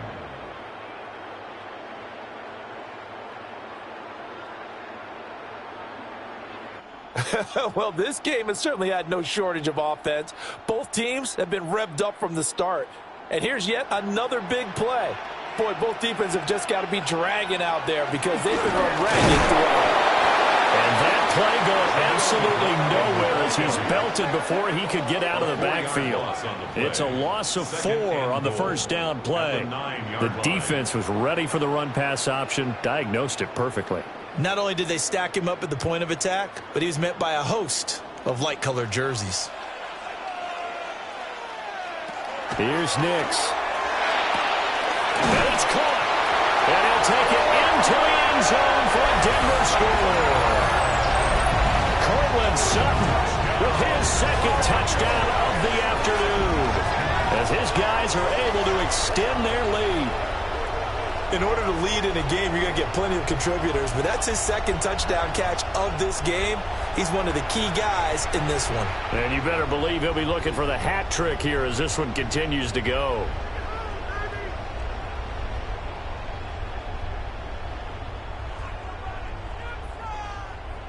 Lutz will look to add the extra point.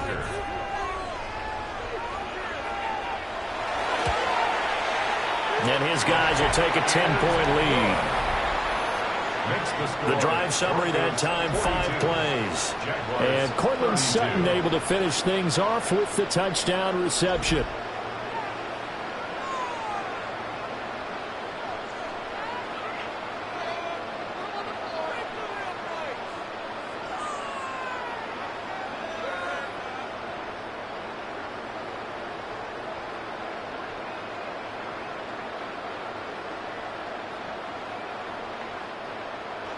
After the touchdown, Lutz to kick it off.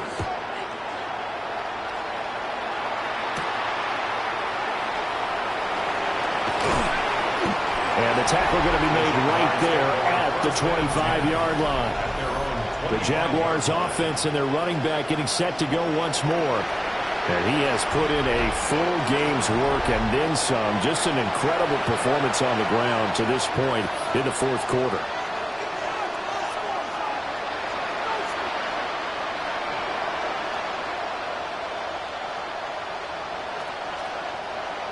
Jaguars come to the line to start their next drive.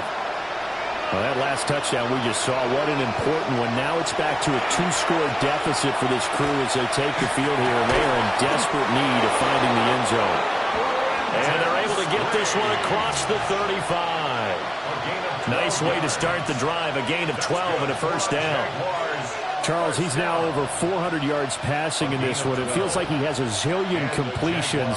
Just a very memorable effort from a guy that we thought could be in line for a big game, and he has exceeded our expectations. That he has, and I'm not really surprised at all because when you look at this offensive unit, they are loaded across the board. And, of course, the guy throwing them, he's a big-time player himself. They brought it from start to finish and really helped get the better of the opposing secondary. Now a 2nd and 10.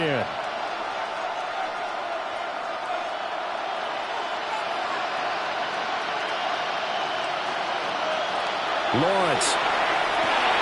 They get this out to Tootin. They get 6. That'll leave them with 3rd and 4. And we see another pitch and catch there to the running back. This position just continues to evolve. They become just as critical to the passing attack as a lot of receivers, tight ends, because their ability to make people miss in the open field can really generate big plays for an offense. Again, it's Lawrence. A short throw there to Strange. And he is going to have a Jags first down as he's able to get 8 yards there on 3rd and 5. And a two-score game, obviously. Every play, every 3rd down, like we saw there, magnified. Big pickup. It was a huge pickup. What they really want, though, is to not even get to 3rd down. They've got to maximize time and conserve as much as possible.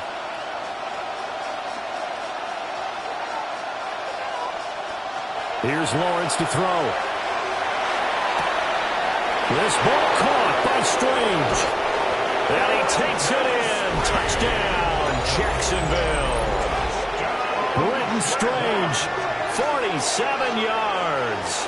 And the Jaguars have cut it back within a score. For a big tight end, he can sure move like a slot receiver when he gets a head of steam going. And as a defensive back, you've got a big decision to make when he's moving like that.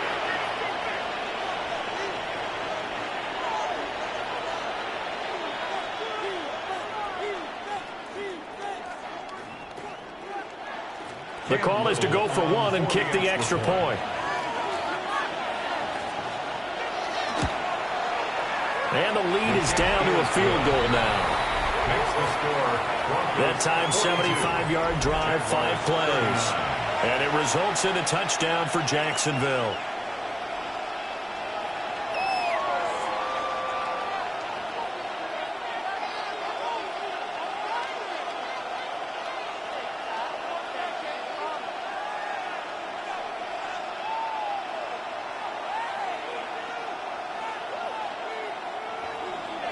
The kickoff team on the field now as they will send this one away.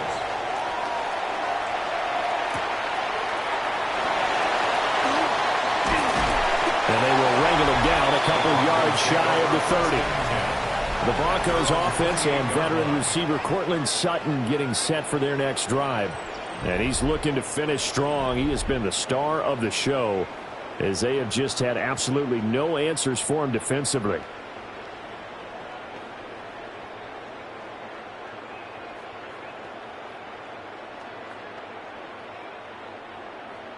Denver offense at the line, ready to go. And that last drive, so effective in the passing game, resulting in the touchdown. Maybe not many people were focused on the trenches. There was good protection there. Excellent protection. So now, defensively, you've almost got to get down to those starters blocks like you're a sprinter. Get lower than those guys on offense and find a way to roar through them or around them to get into the face of the passer. Easier said than done, though. Way easier said than done. But they've got to try something because right now, they're just cutting them to shreds. To throw is Nix. A short throw to Ingram. Give him a gain of 5 on the completion. And that's going to make it 3rd down and less than a yard. Let's not quibble about the gain there on 2nd down. That was a positive play because that was a take-what-you-can-get situation. Got out to the tight end. Now it gives them a much better opportunity to convert on 3rd down. The battle in the trenches never more important than right now. This is 3rd and inches. On the sneak, it's Nix. And he will have the Broncos first down as they're able to get the 3rd down conversion. don't know about you, but I like this call. 3rd and inches, and instead of worrying about getting it back to a running back and maybe there's some penetration from the defensive front, just go ahead and take it, move forward, and pick up the first down. And as we say often, shows confidence in your offensive line. On play action, here's Nix. This one complete to his fullback out of the backfield. The Jaguars going to go ahead and use their first timeout. And as the two teams talk it over on their respective sidelines, we take a break.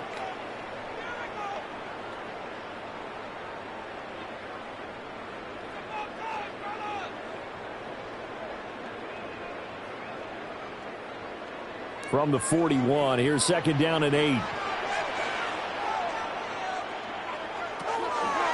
They'll go play action with Nix. Well, that'll be incomplete. Well, he took a shot as he let that go. And it's going to bring up a 3rd down. This a very important drive, and that incompletion leads to a very important 3rd down here if they're going to try and get the football back. Yeah, getting it back, absolutely crucial to their chances to try and win this game. I would expect a lot of pressure here. They can't afford to let them continue to get first downs and eat away at the clock. From the gun on 3rd down, Nix. Now the Jags will use the second of their timeouts. And as the two teams talk it over on their respective sidelines, we take a break. 1st and 10 at the 43-yard line.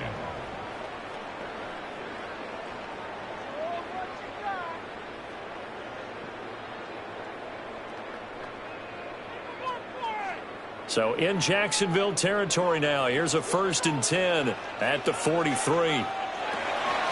The give is to McLaughlin. And down to the 36-yard line here. The Jaguars now will use the last of their timeouts. So that will leave them with no timeouts left. Still plenty of time on the clock. We'll see how that affects things here in this 4th quarter.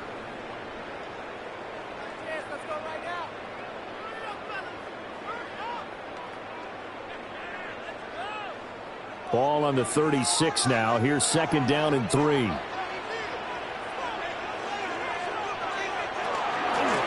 the handoff, McLaughlin. And he's going to get it down to the 33-yard line here. They'll get 3 as the drive continues. It's a 1st down. This has been a tremendous drive to this point, and this is all you want, playing with a lead in the 4th quarter. If you can keep the ball on the ground, keep the sticks moving, you're going to be in good shape to finish this one off. 3 points separating these two sides with 2 minutes left to go in the 4th. So it's Bronco football as we get you reset here. They've got a 1st and 10 as they look to try and finish this one off.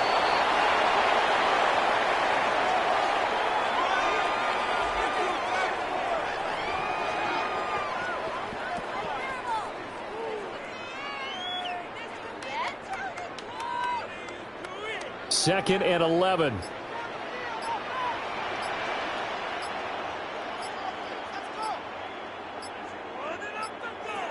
That one looks like he'll throw here. He'll get that complete to Franklin. And he'll be out of bounds as he gets it down to the 30 there. It's a gain of 4. Makes it 3rd and 7.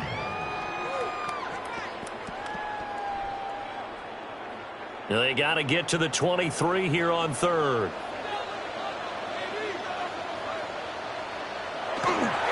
Off the bootleg, here's Nix. That's into the hands of McLaughlin.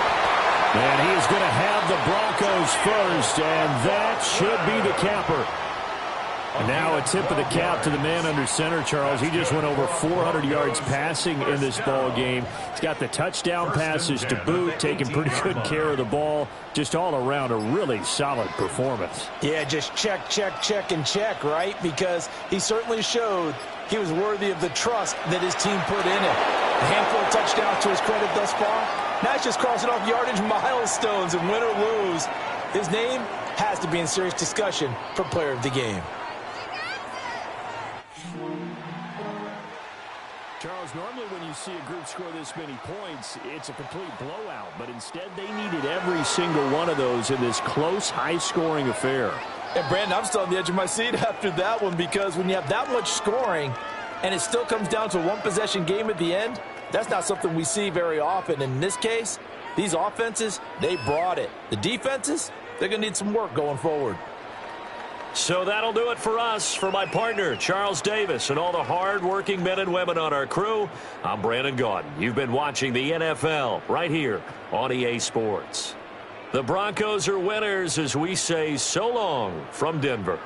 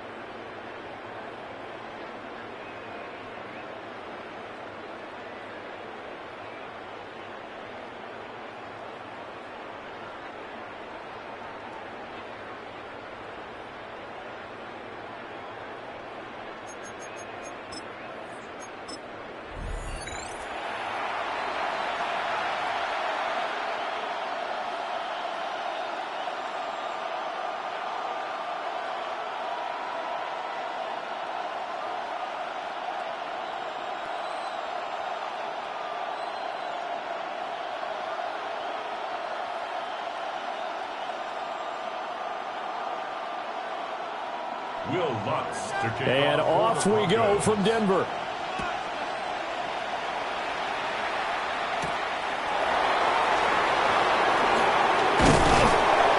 out a little across the 25 to the 27. So here's the first drive now for the Jags. They're led by the #1 overall pick in the 2021 draft, Trevor Lawrence. And you want to talk about enormous expectations being placed on a quarterback. How about what Trevor Lawrence faced coming out of college? But the good thing for him, he's used to it. He had the same type of expectations leaving high school and going to Clemson. They always expect him to be a franchise savior, whatever team he joins. And to his credit, he shouldered those expectations and is doing everything in his power to follow through. Open man, this is Brenton Strange, the tight end. That's a pickup of 11 and a first down on their first offensive play. Good job there to locate his tight end, Charles, in the middle of the field. Yeah, he has good pass-catching abilities, and if they're able to continue to find him here in the early going, I think it'll help out his teammates out on the perimeter. You can take the big shots later if he occupies their attention.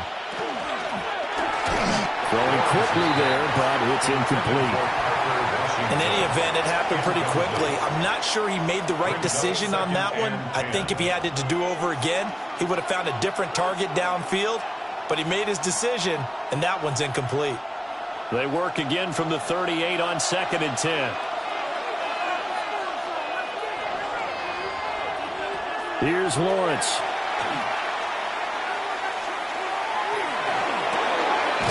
That's going to be caught. It's Jacoby Myers. And this is going to be another first down as they'll make the tackle at the Broncos' 43. 19 yards to pick up there. Move the chains. 1st and 10 at the 43-yard line. So a 1st and 10 now in Denver territory at the 43. Play action. It's Lawrence. Catch here, left side, Thomas. And he'll cross over out of bounds right at the 25. 17 more yards on that one as they keep the drive rolling. That early game script that they drew up is working pretty well here on this first drive. Already in field goal range, Charles knocking on the door of the red zone. You know, Brandon, when we met with the coaching staff, They kind of predicted that they would come out firing like this. I think you and I were a little skeptical it would be this easy, but they certainly knew what they were doing in scouting, in preparation, and understanding what their team was capable of. Officially, it's a 1-yard loss. That's going to bring up 2nd and 11. No daylight for him to run through there, and he ran into the defensive tackle, and that guy blocks a whole lot of daylight as it is. He is truly a big man who just made a big play. Looking to throw, Lawrence. Open man right side, Myers. And this is going to be another first down as they'll make the tackle at the Broncos 14. And the pocket's been protected pretty good here so far on the opening drive. We always talk about confidence in runners and catchers and quarterbacks. How about the protection detail? They're not allowing anyone near the guy throwing the football.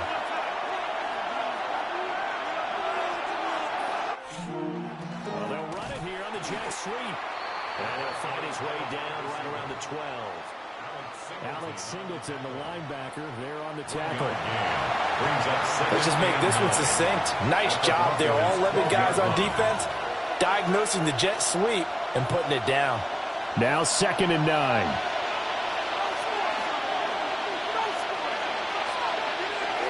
Toss left side for Etienne. And he is going to lose yardage here. Chalk that up as a 4-yard loss. And now it's 3rd down. The short field shrinks even more with the type of bodies they brought in on that play. Those extra tight ends, they weren't able to secure their blocks, and that one ended up going backwards. Play number 9 now on this pretty long opening drive. But this is 3rd down. From the shotgun, Lawrence. Touchdown, Jaguars! Brian Thomas, a 16-yard touchdown. And the Jags will jump on top with the game's first score here this afternoon. They got to love that. 9-play drive results in 6 points. That means they're doing the dictating. That means that they've described how the game's going to go. They're playing at their tempo, at their pace. If you're on the other side of the ball, if you're playing defense, defense is not methodical. They've got to go in there and shake things up and create a little havoc. Extra point right down the middle. And that makes the score 7-0.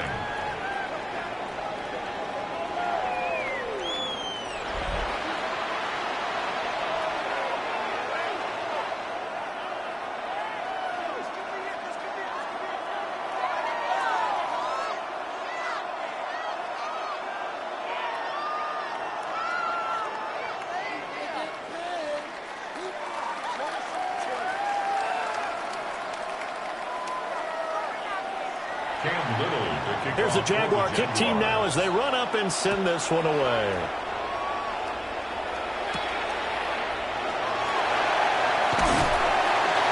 And he brings us out past the 20 to the 24. So here are the Broncos now for their opening drive. And they are led out there by their mobile quarterback. His ability to adjust on the fly is almost unmatched in the game right now because it leads to a couple of snaps per game where you just sit back and ask yourself, how did he pull that off? Opponents can practice and prepare each and every week all they want, but this guy, he is hard to corral. Looking to put a drive together. Off the play fake, here's Nix. That's caught. It's Marvin Mims. And he's taken down but able to slip across the 35. Right off the bat, it's a first down to start the drive, 12 yards. 1st and 10 at the 36-yard line.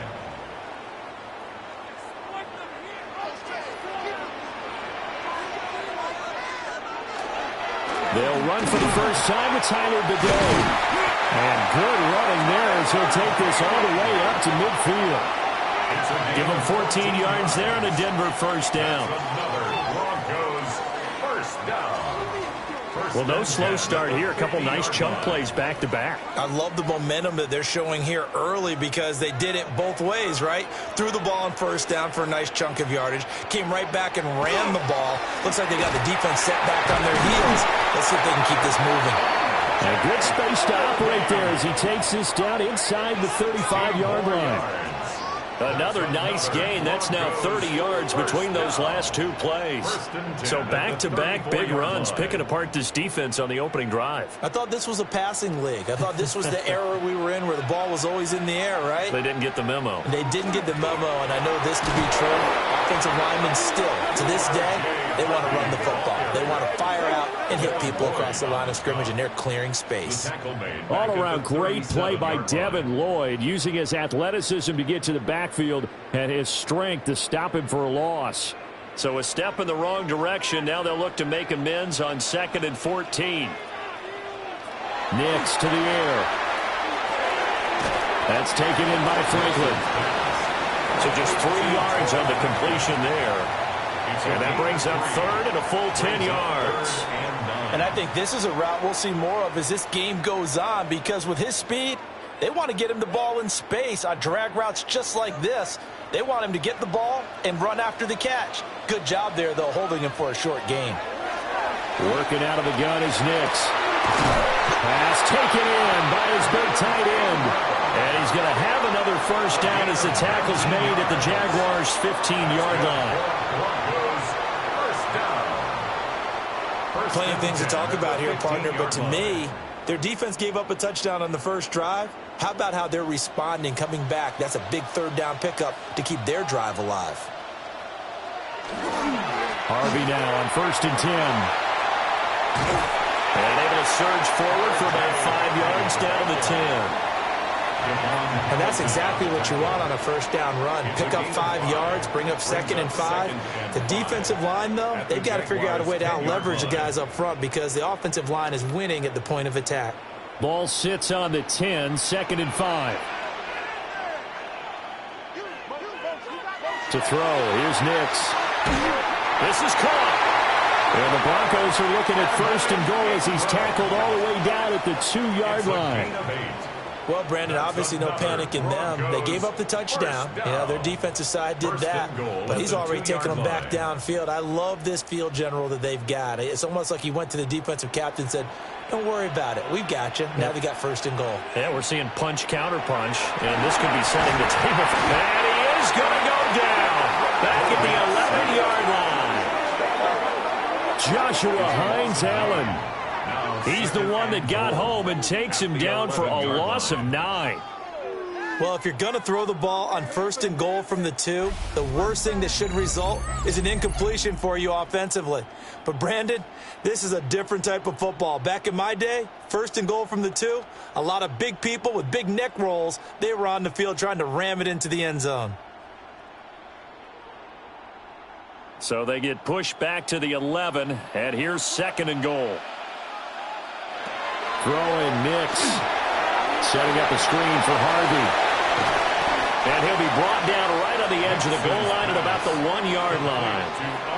A touchdown-saving tackle there. Now it's 3rd and goal. I wonder what was going through his mind when he got the play call. He just got sacked on the previous play. He knows they're coming after him again. A little bit of guts to stand in there, take the hit, and successfully complete the screen pass. Really well done. Harvey is into the end zone for a Bronco touchdown.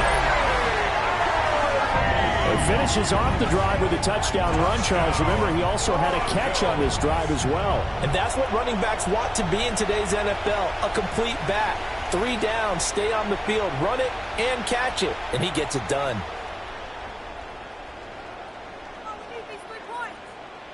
Will Lutz on for the point after.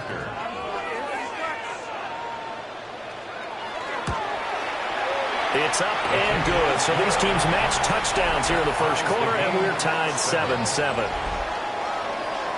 So that one a long 11-play drive. And it ends with a 1-yard touchdown run.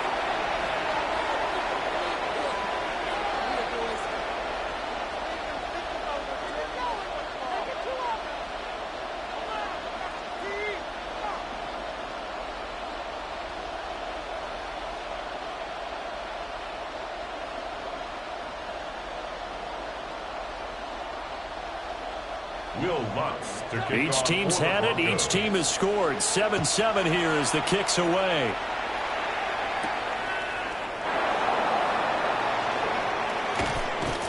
And they'll start this drive just across the 30. Pretty nice work on the return. So time to see Jacksonville again on offense for the second time here in this game. So both of these teams, Charles, coming off touchdowns now, but this offense, they just had to stand on the sideline, watch their opponent author a really impressive drive to reach the end zone. Yeah, and I think you're not telling yourself the truth if you don't think there's some one-upsmanship going on right now, because they just had their touchdown answered by a drive of double-digit plays that also found the end zone. Now they want to do something even more impressive to answer that one. Pat Surtain up to make the play.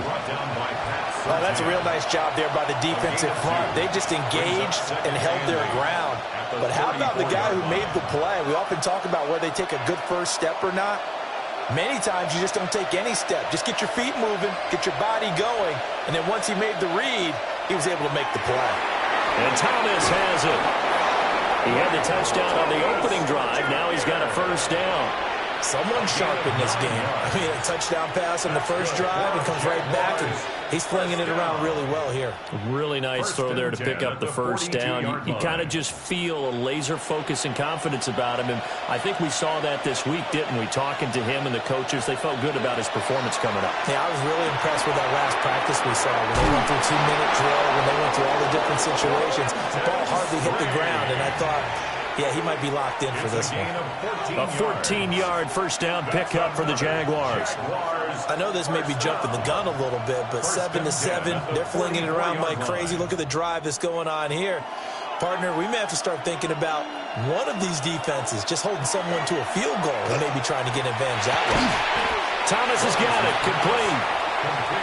Only able to gain a couple there, and it'll be second down. It's second and 8 at the 42-yard line.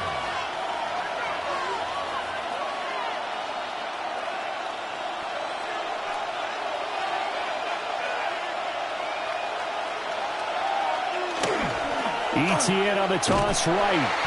And this one goes nowhere. Losing yardage on the play back at the 46. He lost 4 there, and it's third down. That was well defense right there. He saw the play in front of him and able to hold the point of attack. Then he sheds it and goes and makes a tackle for a loss. Lawrence will throw. He gets it to Thomas. And this is going to be another first down as they'll make the tackle at the Broncos 30. A sizable 16-yard chunk there. The drive continues. Had the offense humming on the first drive. Not much has changed here on drive number 2. No, and I think a lot of times confidence just really kicks in for a team. They may have been confident going into the game, but once you prove it on a drive, it's hard to get out of that mindset, isn't it? And look, let's face it, we can always lock in on the skill position, guys. Those big fellas up front, they're really making this offense go early in the game. Pat Surtain getting down from his corner spot to make that play. On running plays, linemen, of course, have their assignments. That's expected. But it's not often you're expecting to see a cornerback blitzing in run support and tackling the runner for a loss. Lawrence. It's a short one here, complete to the tight end. And he'll be out of bounds, able to get it down to the 25 there. That was the 8th play of the drive, so a somewhat fitting pickup of 8 yards. How about the timing on that one? Boy, they were in sync, weren't they? 3-step drop, ball's out of his hands, right to the tight end. Nice completion, just like they do it in practice. From the gun, it's Lawrence. He's got his target. That's complete. And he gets it inside the 10 to the 9. Well, hang on now. We're going to pause here. We've got an injured player. We'll step aside and get a report when we come back to Denver.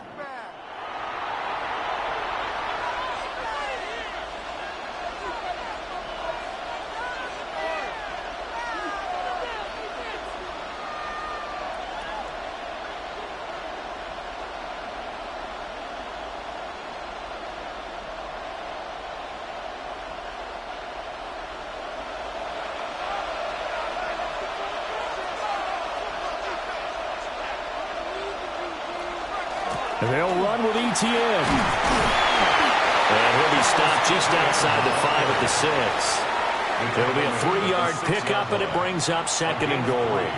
That's good power football on 1st and goal. A lot of teams will throw from there, but that's a nice job to chew up a few more yards and get yourself closer to the goal line. The 6-yard line, the line of scrimmage on 2nd and goal. Here's Lawrence to throw. Touchdown! Brian Thomas with his 2nd touchdown in this opening quarter. And the Jaguars have taken the lead. So they've had 2 drives, and he's had the 2 receiving touchdowns. And how about a game plan where you decide to force feed or feature someone, and it works? First 2 drives, as you noted, end up in touchdown passes. I think they're going to keep going to them until the defense makes any kind of an adjustment. And that makes the score 14-7. 14. Broncos. A pretty long drive that time. 11 plays all told. And it culminates in a Jags touchdown.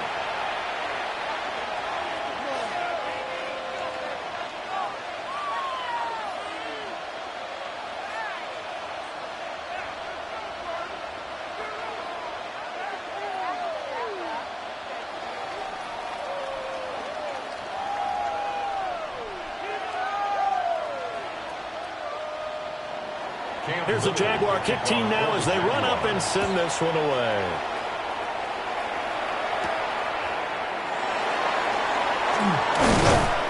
And he'll be stopped up at the 25. So now the 2nd drive offensively coming up for the Denver Broncos.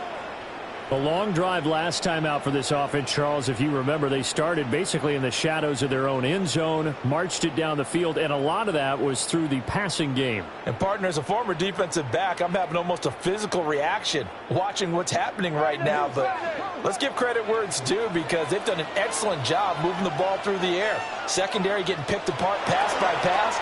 Obviously, they need to make some adjustments there on the back end. And because offensively, we know that they're not going to be shy about throwing that football. The improv on the scramble there gets him 6, and it'll be 2nd down. You know what I like about that play? He didn't try to do too much on 1st down. He took what the defense gave him, put together a solid gain to bring up 2nd and manageable. Now they have a couple of plays to pick up just a few yards and a new set of downs. Nick's going to give to Harvey. And they'll stop him after a gain of a couple to the 33.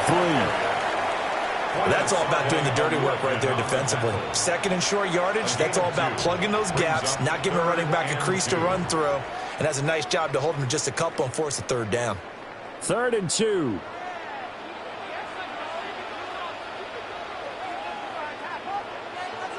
Now it's Nix.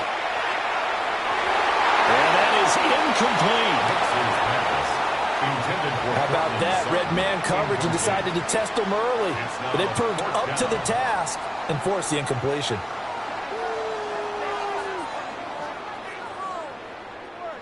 On 4th down, out is the rookie 6th-round pick, Jeremy Crawshaw, to punt. As he's on to punt for the first time this afternoon. Yeah, that's a 48-yard punt with a coverage holding him to 3 on the return. Out comes the Jacksonville offense as they get set to take over here. So for this offense, Charles, remember drive 1 made it to the end zone. Drive 2 resulted in a touchdown as well. Now they'll try to make it 3 for 3.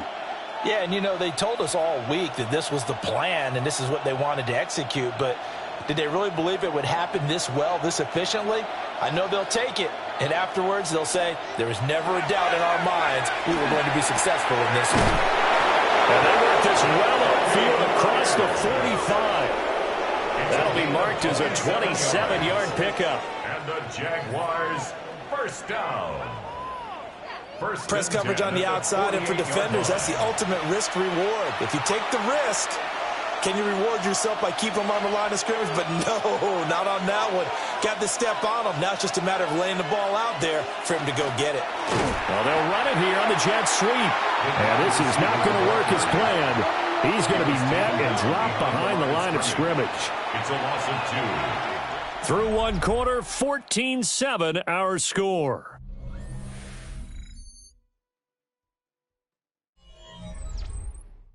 The Jags with a football to begin the 2nd quarter. As they've got it 2nd down and 12. Now Lawrence. A short throw there to Strange. And they get to him after a gain of 6 to the 46. Let's just break this down and make it pretty simple. Key to the drag route, letting the play develop, finding the hole in the defense, and giving your athlete, yes, athlete, a chance to make something happen once he has the ball in his hands. Now Lawrence to throw. Work in the middle of the field. He's got a man complete. And he's taken down, but not before reaching the 10-yard line. A big play there on the catch and run. 36 yards. And the offense is saying to itself right now, only they were all this easy because he was wide open. And once he made the catch, plenty of room to work his way downfield. That was a breakdown on the defensive side of the ball, one that they want to fix immediately. Throw out wide is incomplete. So many times we've seen him try to escape the pocket and do something with his legs, but in this case, the pressure was too intense and he made the wise choice to just get rid of the football and make sure no one was going to get it. So now 2nd and 10 after the incompletion on first down. Straight ahead, Etienne. Trying to run inside, but nothing there. Officially nothing on that one, no gain, so they're left with still 10 to go on 3rd down.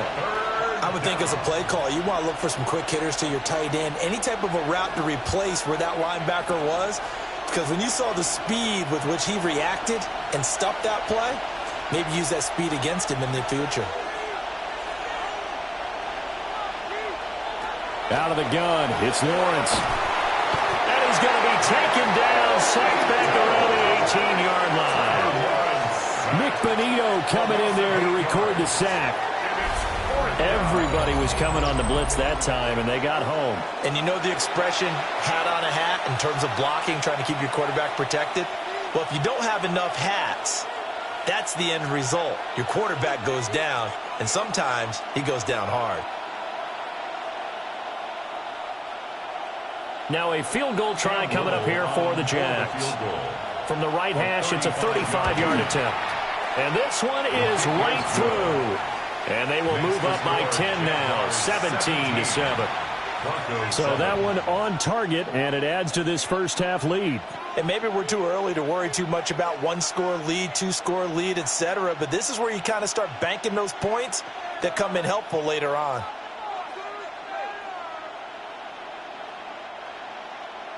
Out is the kickoff unit as they run up and send this one away.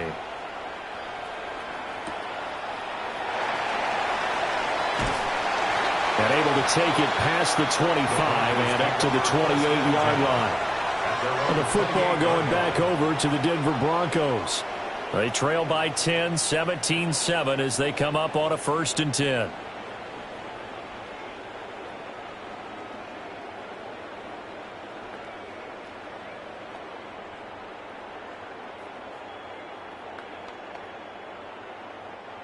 Looking to put a drive together.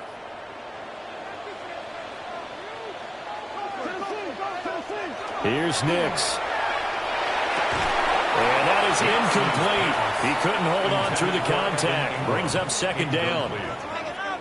And that's one of those plays where it's hard to keep two eyes on the football when you know the contact's coming, let alone getting two hands around it, hugging it to your body, and absorbing the hit, even for those big tight ends who you would think could absorb that contact. To throw is Nix. Now they set up the screen. That's complete. And take this to the other side of midfield before going out of bounds. That one good for 26 and a 1st down.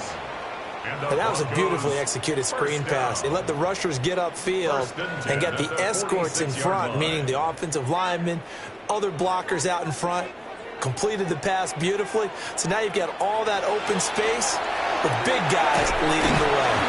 And he's going to get this down near the 30-yard line. This game not quite as good as the last, but still over 40 yards between the two. 1st and 10 at the 30-yard line. For a tight end, he's got good straight line speed, and on that route, he's often the guy that gets overlooked. Nice job there finding him in stride for really good yardage. Again, he'll drop the throw. And he's going to be taken down back around the 35-yard line. Brought down by Trayvon Walker on the pass rush. The defense, they brought the house. That O-line, they were overwhelmed. To put it mildly, because they didn't have enough bodies to block all the guys that came at them. Their best move, how they would have been better served, just turn around and yell, "Look out!" because here they come. So 2nd and long, and got to be careful not to fall out of field goal range. Back to throw. Nix. Throwing middle, and it's complete. Complete to Robin Mims. A gain of 14 yards brings up 3rd down.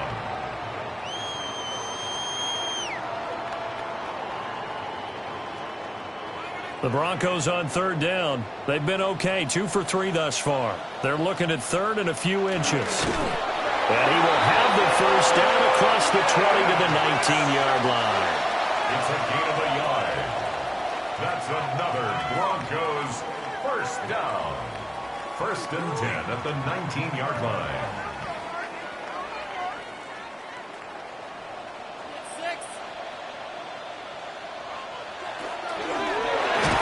And he's going to go down. He's sacked back at the 24.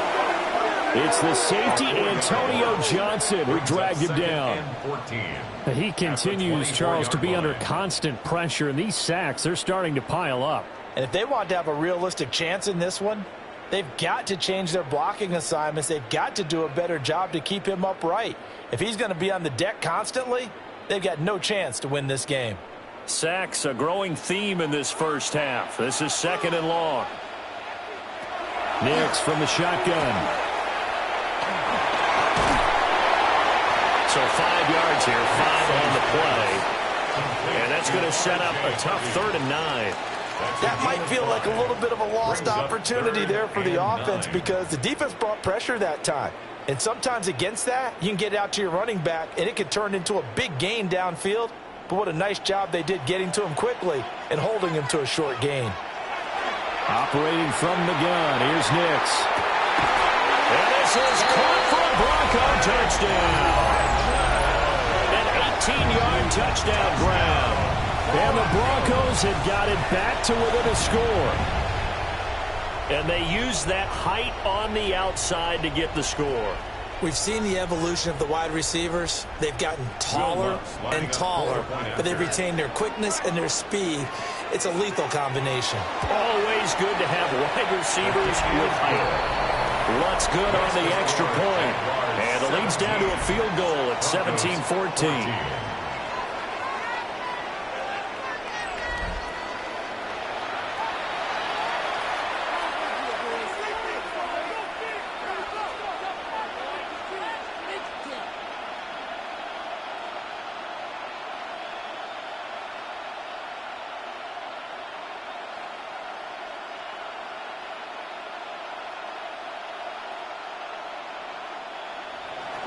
After the touchdown, Lutz to kick it off.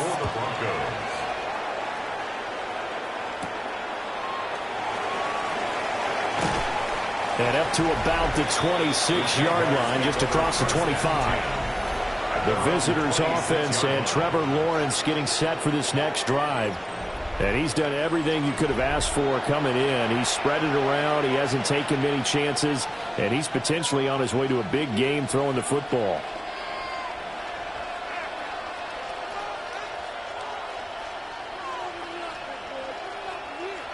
The Jacksonville offense set to begin their next drive. And they're not going to play this conservative, I don't think. They had the field goal last time, and they're up, but they're looking to put a drive in the end zone. Oh, I agree with you totally. No one goes out on the field and says, all right, let's just settle for 3, except in certain situations, trying to ice a game, that sort of deal. Most of the time, it's end zone, and that's what you're thinking, and I believe that's exactly what they're thinking as they begin this one. Yeah, no quarterback ever goes out there saying, hey, let's get 3, right? Not one that I've ever met.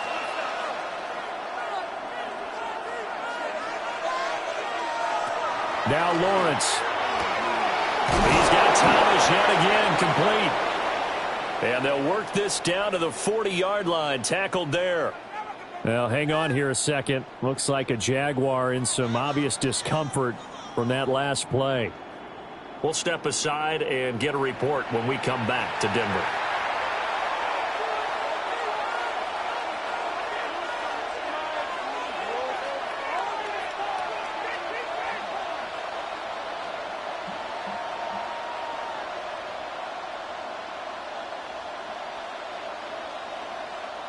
So a 1st and 10 now in Denver territory, right at the 40.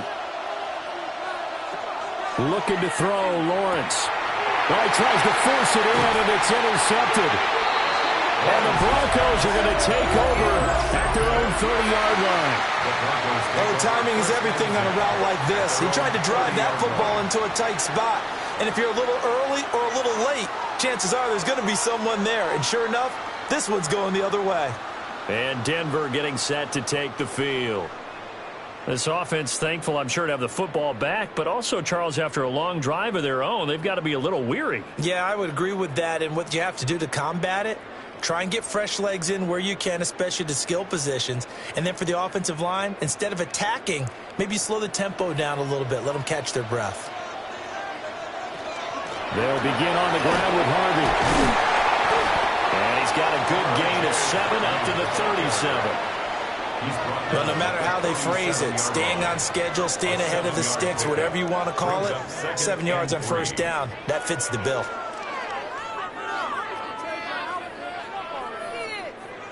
So from the 37, here's 2nd and 3. Looking to throw. Nix. Oh, he dropped it. They were looking for him in the middle 3rd. He couldn't catch it. Now 3rd down. Maybe just a lack of concentration there as he couldn't haul it in. And when you're going across the middle like that, you know, he's running that drag route, you are conscious of all the bodies and the traffic in there. But let's face it, if you're going there, you might as well come down with the football and absorb whatever else happens after that. On 3rd and short, they'll try and pick it up through the air. And he'll go out of bounds. It appears right at the 45. It's a gain of 8. His first catch, good for 8 and a 1st down. 3rd and 4, he did just enough, and I mean just enough to move the chains. And that's all you're looking for, right? Just want to keep the drive moving. You don't need the big play there. Just get to that marker that you described, and he was able to do just that. On the handoff, Harvey. And just no chance of turning the corner. He can only get back to the line of scrimmage. 2nd and 10 coming up. No gain on the play. Looked like he was trying to bounce it outside, but no success. Yeah, sometimes you got to just figure out where you're going to go, and sometimes you just have to take it to another spot. In trying to get it outside, the defensive pursuit was there and just ran him down. Off the play fake, here's Nix. On the throw, let him too much that time. It's incomplete. I know coaches tell us all the time that having a powerful arm isn't the #1 thing they look for in a quarterback. But when you're trying to throw inside routes and you need to put some heat on it, it helps have the big gun. In this case, just a little bit too much. The offense on 3rd down, they have been superb. 5 for 6 to this point. This is 3rd and 10.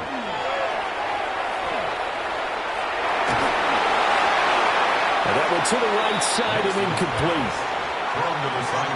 That could be the stop this defense needed to get them back on track. They've been pretty well dissected by the offense here in the 1st half. After that possession, now they know that they can compete with this offense. The Broncos send out their punter now as he'll kick it away for the 2nd time. He'll send this one into the mile-high air, and it's a good one. It's a 39-yard punt, 8 on the return. The visitors' offense and their running back getting ready to go back to work. And he has been a big component of the passing game so far. You see the numbers for this 1st half. This defense is going to need to find some way to key in on him because he is eating them up right now.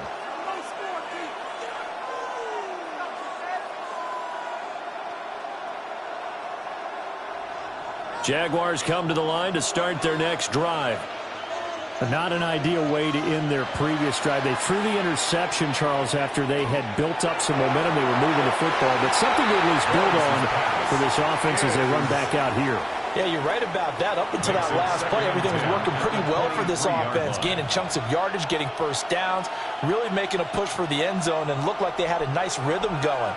Now you got to have a short memory here. Don't focus on the interception. Focus on what came before it and get back to it. Here's Lawrence. They'll find a man over the middle. It's Washington. And up to the 35 before they're able to knock him down. 11 yards for number 11. And that's a more than acceptable read right there because it's zone coverage, so timing is everything. This time he waits for his man to come open, puts it right on him, and they pick up a first down. Back to throw now on first down. A short throw there to Strange. And that's good for a gain of 6. And that will bring up second down. And there wasn't much room for the big tight end to do much after the catch. But at least he was able to pick up a solid gain to help his offense continue to move in the right direction. Second down and 4.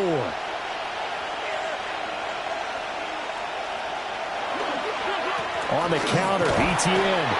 And this won't be enough to pick up the first. A gain of 2, third and 1. The passing game's been working quite well so far, but the running game's been a little bit of a struggle, and that's a surprise to me. Typically, when you can throw it, you've opened up lanes for your runners. Here now, third and a yard. Operating from the gun, Lawrence. Able to find the open man. That's complete. And he will have a Jaguars first down. It's a gain of 6 that time on 3rd and 2. Got to say, I was a little surprised to see him, Charles, come out in the shotgun on 3rd and less than a yard. Yeah, but the way the NFL is nowadays, we hardly ever see anyone really run for it on short yardage, so they're going to throw the football more times than not. That was a nice, easy rhythm throw right there, and they pick up the first down. A fake on the jet sweep. Now Lawrence off play action. And this one is going to be off the mark, too far out in front. Nice progress down the field was halted by that incompletion. They could try for some safe yards here to get things moving again, or keep throwing it and pushing it downfield to try and pick up bigger yardage. So after the incompletion on first, now 2nd and 10. From midfield now, Lawrence. A short throw there to Strange. He'll be taken down at the 48 for a pickup of 2 yards. Completion was given up, but that's why you play zone defense, so that you can have people around the ball when it's caught, and you don't give up much run after the catch. This will be the 8th play of the drive. It's 3rd and 7. Back to throw again. And that will be incomplete. He shook his head right when he released that throw. He knew it was going to be a little off target. Yeah, the excitement got him on that one. Wasn't able to control the fact the receiver was open, and it would have been an easy throw. So on 4th down, here's Logan Cook to punt for Jacksonville. And Marvin Mims deep for Denver.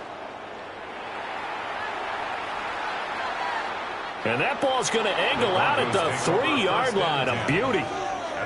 Here's the Denver offense now as they get set to take over here. And they will start this drive with just terrible field position, backed up inside their own 5. But we have seen teams be bold here and take shots, right? Sometimes you go max protection, make it a one-receiver route, and take your shot downfield and see what happens. And occasionally, we've seen success occur.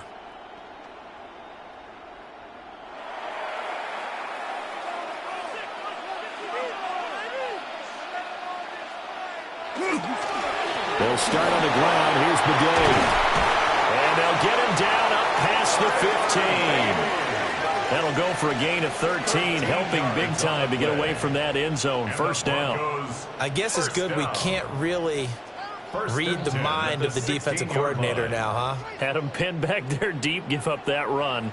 Can't be happy. Yeah, whatever is in his mind right now, we probably couldn't say over the air. And they'll let the quarterback keep it here on 1st and 10. And he'll slide to a halt here, still a little shy of the first down marker. 6 yards there on the keeper. It's 2nd down. Now that's what he can do, when he keeps the football. It's not a huge gain, but it shows how hard it can be to stop him. Yeah, and I thought the defense had that one pretty well contained, and in fact, they probably came up and felt pretty good about what they did. Then they looked up and realized he still got good yardage out of it. He's a tough guy to stop. And he'll get about 3 up past the 25. Pretty good job defensively. Thought he was going to get it, but they knew where that marker was, and they stopped him just short of it. What it does is emphasize that strategic football and situational football is not just played on the offensive side, is it? Defense understanding, as you noted, where the first down marker was and making sure they didn't get there. On the sneak, it's Nix. And he will have a Broncos first down, at least at first glance, as they'll spot the football just beyond the marker. They find a way to convert on 3rd and inches. First down. 1st and 10 at the 27-yard line.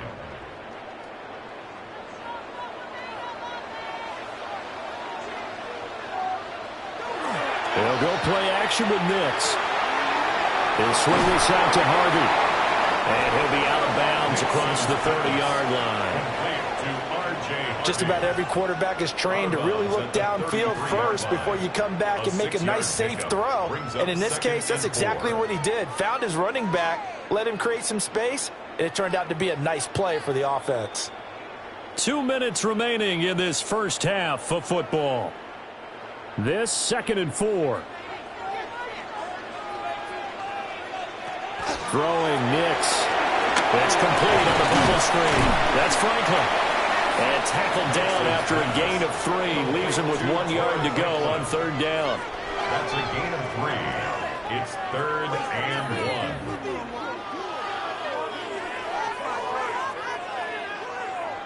1. This will be play number 7 on the drive. 3rd and a yard. To throw, here's Nix. That is caught. And he's going to have another first down as the tackle's made at the Jaguars' 41-yard line. But forget the run on 3rd and 1. They shock the D and rip off a pretty big play. 1st and 10 at the 41-yard line.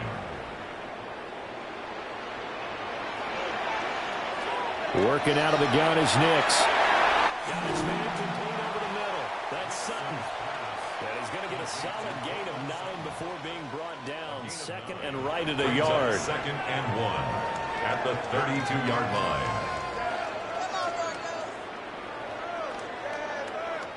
Second down and a yard.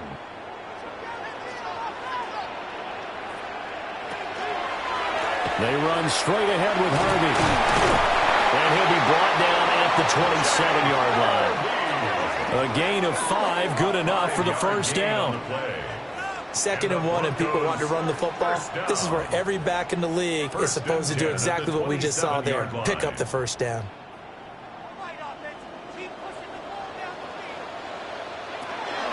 Nix to the air. Over the middle, he's got his tight end Ingram. And that's good for a pickup of 10 yards. And they'll be left with a 2nd and about a foot. At the 17-yard line.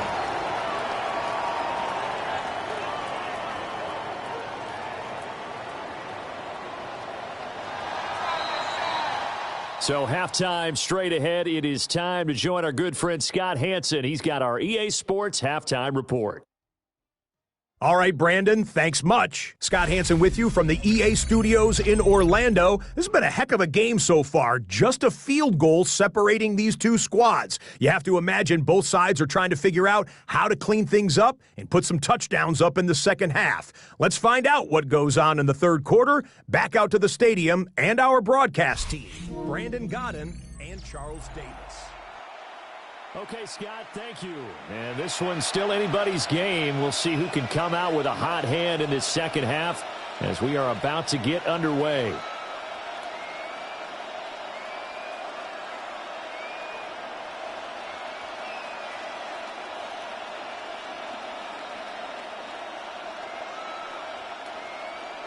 A field goal the difference. 17-14 is the score. Back underway here now in this third quarter.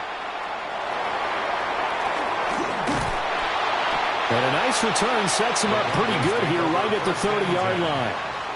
And the Broncos offense set to begin this third quarter. Well, Charles, in that first half, we saw a fair amount of offense on both sides of the football, and now the team trailing here will start with it in the third quarter. And we both know this coach pretty darn well, don't we? Because his game planning is always on point. And now that he's getting the ball to start the second half, how about all the offense that you already referenced in the first half? He'll put that all together and come out with something really strong, I believe, to get things going here in the third quarter. And able to get this one across the 45 before he's brought down. 2 catches in the first half. Now he's got a third here, and it's good for a first. First down. 1st and 10 at the 47-yard line.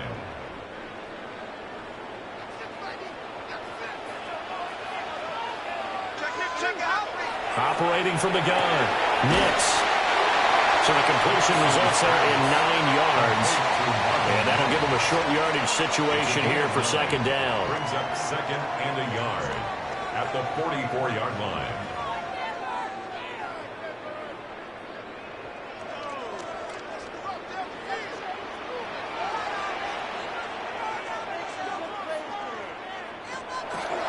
Zone read to give to Harvey. And he'll go down here at the 35-yard line. That one a first down pickup of 8. And the Broncos first down. 2nd and 1 is often an invitation to take the big shot downfield.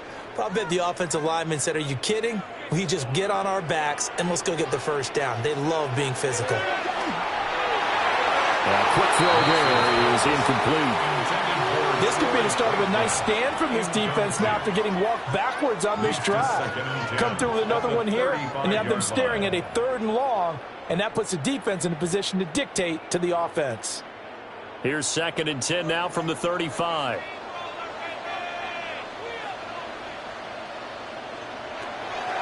Back to throw.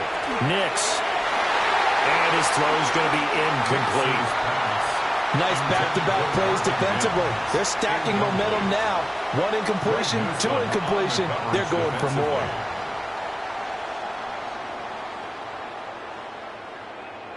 Now they face a 3rd and 10 after back-to-back incompletions. Operating from the gun. Nix. And now look at this. Big gain, but a fumble. Oh, one of the linebackers has got it. And a big turnover there as his guys will get the football back. So it looked like a good opening drive to start this 3rd quarter, but ultimately it's going to be an unfruitful one as they give it away on the fumble. Yeah, the way they were moving it, you figured they were in good position to take the lead, but they sure picked a bad time to be lackadaisical with the football. They wound up giving it away. And now before the ball changes hands, they're going to take a look at this just to make sure that they have it right. The previous play is under review. Now the question, was the knee in fact down before this ball comes loose? And is the video convincing enough to overturn it? A lot of factors here. Remember, you also need clear possession of the football afterwards. This is a tough one to overturn. After review of the play, the ruling on the field is reversed. So that one overturned. They say the knee was down, and that will not be ruled a fumble.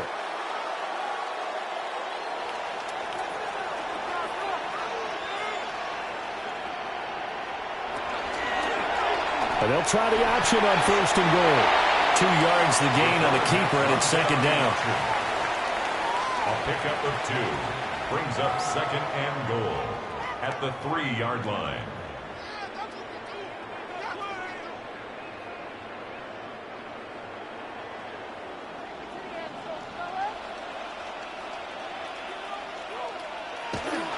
They'll go. Here's Harvey. And he pushes forward, but comes up short of the goal line as he'll get a yard down to about the 1.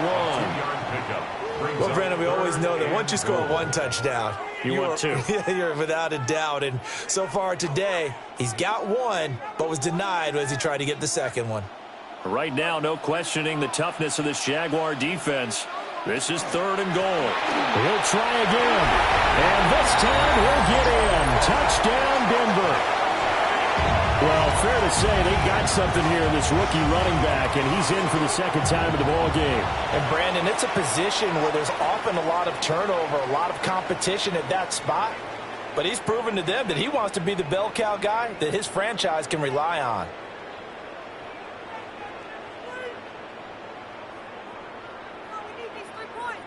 Lutz to try to add the PAT.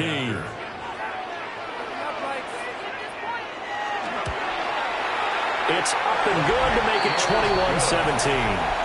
makes the score. A good drive that time as they go 9 plays in all. 17. And it ends with a 1-yard touchdown run.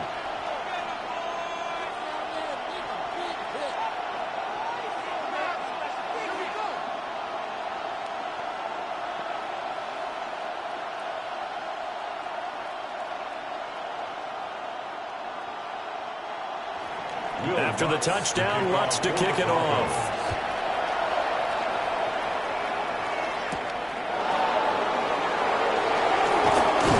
And he's up across the 25 and down at the 28. The Jags offense and Brian Thomas getting set to take over once more.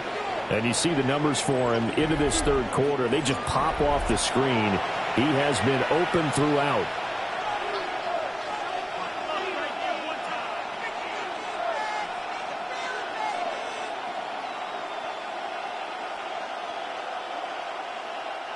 The Jacksonville offense set to begin their next drive. And they'll be working from behind now following the touchdown a moment ago on the opening drive of the half. I think the guys right now, as they go out on offense, they're zeroing in on one big key. They don't have to do anything differently just because they're down on the scoreboard now. The intent is still the same in what they plan to do on offense. 1st and 10 at the 38-yard line. So here's a 1st and 10 at the 38.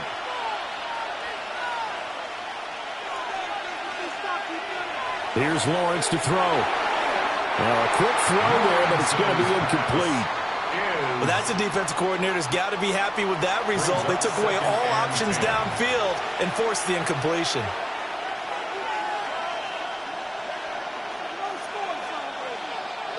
They work again from the 38 on 2nd and 10. Lawrence will throw. Got a man, it's De'Ami Brown, complete. And he'll be taken down, but not before he works it past the 50. That one a pickup of 15 for Jacksonville.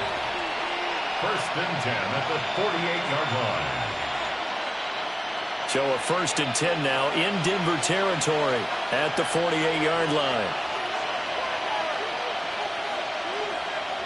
Oh, they'll run it here on the jet sweep. Oh, that's just not fair, and now room to run. He's going to go out of bounds, but he takes this one down just shy of the 20. A good pickup there, 26 yards.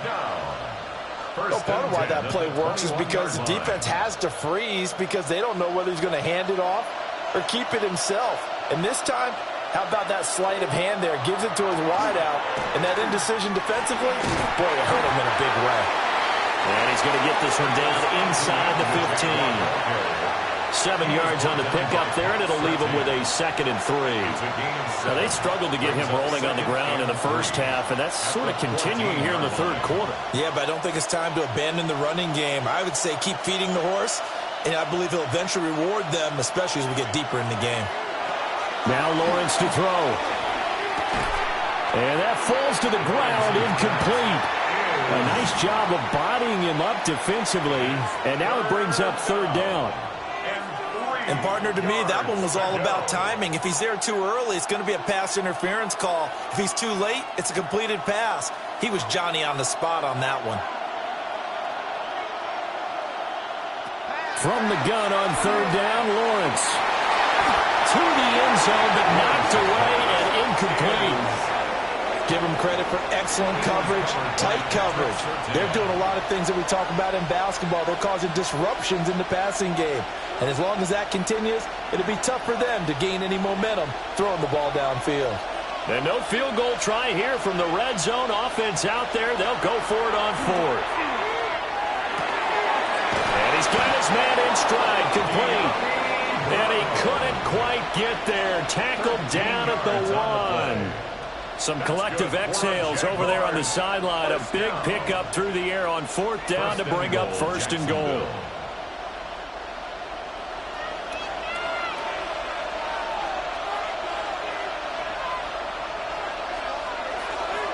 Etienne will get it into the end zone for a Jaguar touchdown.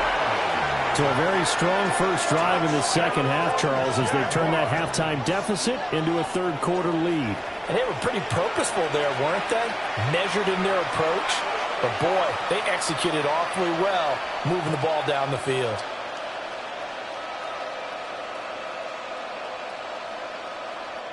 Point after try forthcoming.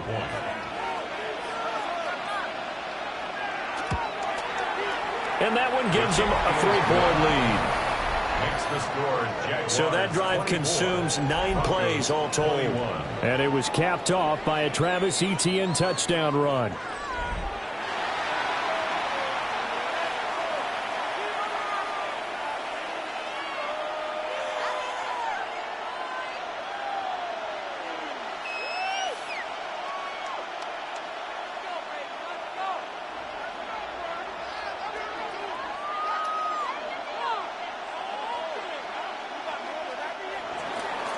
Here's the Jaguar kick team now as they run up and send this one away.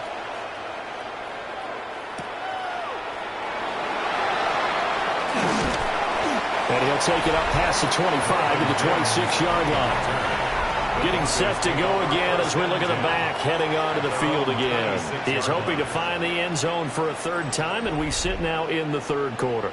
And nothing would excite him more, but I think even more so, his offensive line. Anytime you've got a guy scoring that many times, that means you've done a really nice job in front of him. You're always giving props to the big fellas up front. It's always a good idea. Those are some massive men.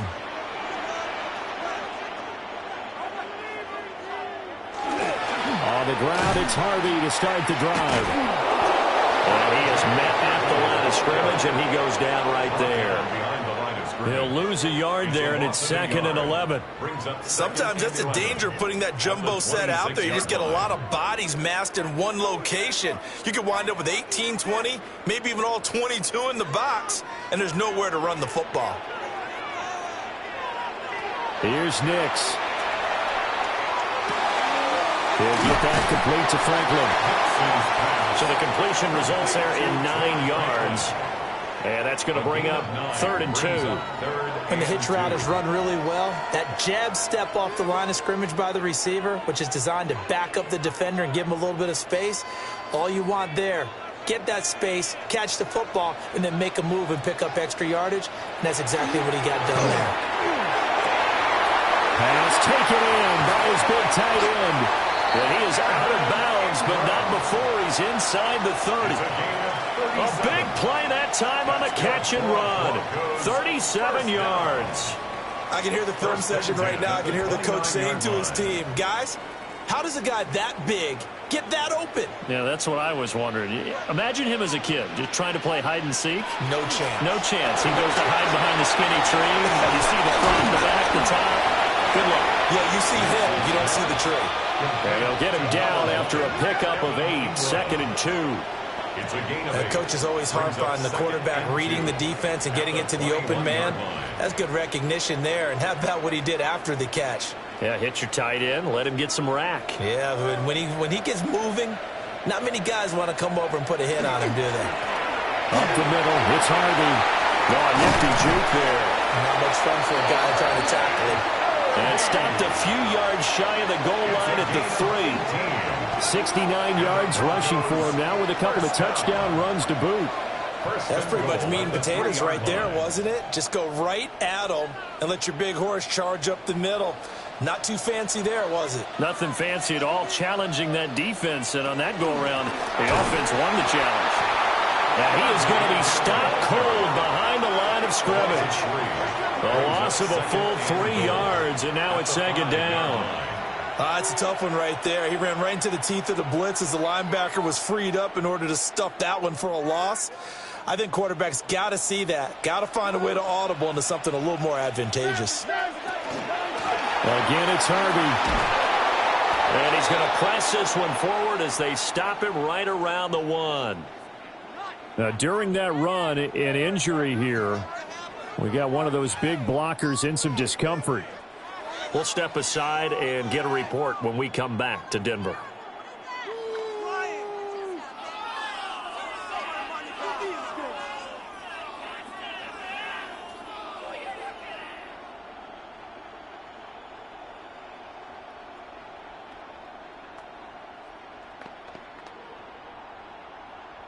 The ball mere inches from the white line on 3rd and goal. On the sneak, it's Nix. And he'll get in. He's over for the touchdown. The sneak successful from a yard out. And the Broncos have taken the lead here in this 3rd quarter.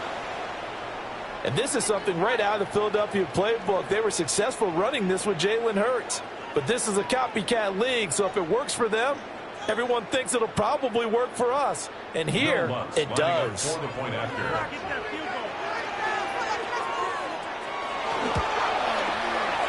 Lutz with the extra point. And that will make this a 4-point game. So that drive takes him down the field in 8 plays. And it was capped off by the quarterback sneak for 6.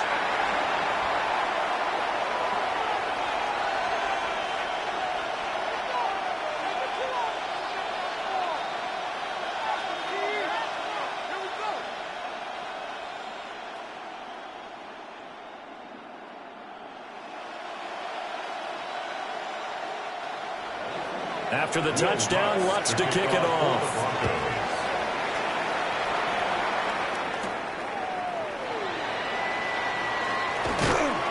And they will wrangle him down a couple yards shy of the 30.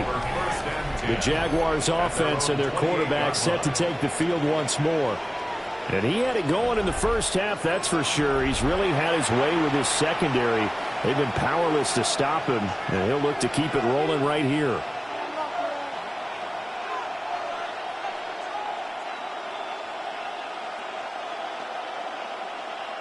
Jaguars come to the line to start their next drive. This drive here beginning probably with a pair of motivated groups. Remember, the offense scored a touchdown on their last time out. Looking to repeat that in Charles's defense. They were very frustrated after giving up 6 the last time on the field. And frankly, it's just a battle of wills in a lot of ways because you know they're both motivated. They both game plan for this drive, and they both have specific outcomes in mind. To me, it just comes down to who can execute better and which side can step up and assert its will over the other. Now Lawrence.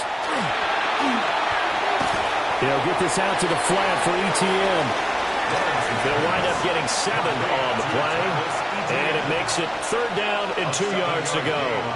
And just in general, Charles, on a play like that, how tough is it for the defense to account for a running back essentially being a receiver downfield? It's very difficult, especially if the running back has skills like a receiver, and you're aware of that before the game even begins. So throughout your practice sessions, you're going to want to be aware of him. Where is he lining up? What can he do? What kind of damage can he do to us downfield? And who can match up with him without weakening our overall defense? You're exactly right. It's a tough task to match up to him. He's been patient this entire game, waiting for the perfect moment to surprise him with a quarterback keeper. There he catches him off guard and converts his first rush of the game into a 1st down. Gotta love that efficiency. It's a short one here, complete to his tight end. 2 yards on the pickup there, and it'll be 2nd down. Not a big window to throw. Coverage wasn't too bad there. Yeah, they had him under wraps pretty well, but somehow able to muscle his way open and catch the ball. This a 2nd and 8. In motion right here, Washington. Lawrence. Open man is Myers. And this is going to be another 1st down as they'll make the tackle at the Broncos' 45-yard line. It's a gain of 11 yards that time, and it produces a new set of downs. And a Jaguar 1st down. So a 1st and 10 now in Denver territory at the 45-yard line. It's Myers again with another catch. Lawrence's pass complete to Jacoby Myers. A gain of 5 brings up 2nd and 5 at the 40-yard line.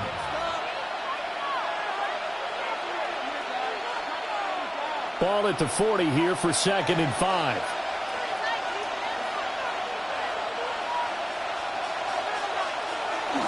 ETN up the middle. Dances by him. And this time not quite to the 30. It'll be down at the 31-yard line. A gain of 9 yards to pick up there, and it's a first down. Jaguars. Sometimes with the running game, you've just got to stick with it. Look, it's the third quarter, no time to panic. But that also doesn't mean you just do it the same way you've been doing it the entire ball game. Maybe change up some blocking assignments or run a few different plays, but stay with the overall essence of the running game. And he is going to lose yardage here. Great effort by Alex Singleton as he finishes that play off. Unfortunately for you, you've been around me for a little while now, so you know me as well as anyone and how I look at a game. I don't ever advocate abandoning anything, but in this case, I'm going against my own thought process. You've got to change it up. You got to start throwing it around a little bit, finding ways to try and move the ball, because keeping on the ground just isn't working for them. Yeah, maybe get him the ball out of the passing game, or swing pass outside or something, just something to vary it up. Just a little beyond the reach there of his receiver. That's probably one he wishes he had back. He wishes it had been 7-on-7 in practice, or maybe even routes versus air, because that's a completion he makes, 9.9 times out of 10? Just missed that one. Out of the gun, it's Lawrence. He'll try and do this himself. And they're going to get him down well short of the first, as he can only get this to the 30. The decision to tuck and run gets him 3, but that's not enough. Now it's 4th. Like any team playing, they're looking for touchdowns to try and help their cause. But in this case, he does get them a little closer at least if they think a field goal turns out to be the better call here. A 47-yard attempt. And his kick is good. And that'll bring him back within a point. So the 3 points there, and CD, that helps him inch a bit closer. Yeah, partner, when you're losing, any points you see go on the board in your favor, you're happy to take them.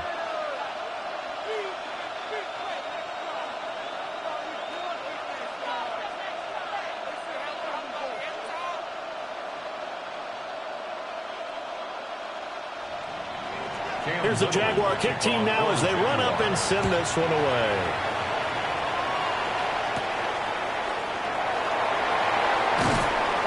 And he takes this near the 25. Just a little pass there. Call it the 26. There again is the running back as he trots onto the field. He's looking sharp here so far in the third quarter, Charles. It appears that the halftime gave him a little bounce. Came out, spring in his legs, a little pep in his step, and he's taken off and running really well in the third quarter. Sometimes we talk about how guys don't want halftime to come, but some guys, they're happy when that break gets there. You never know which way it's going to go. He's taking advantage of it in this one, though. They'll start on the ground here on first down. And running room scarce here. He's going to be stopped in his tracks at the line of scrimmage. No gain on the play. No gain on the play there. Second down. At the 25-yard line. Final minute now of the third quarter. Once more with Harvey. And he stopped immediately there. Well, now hang on here because he appears to be shaken up. We'll step aside and get a report when we come back to Denver.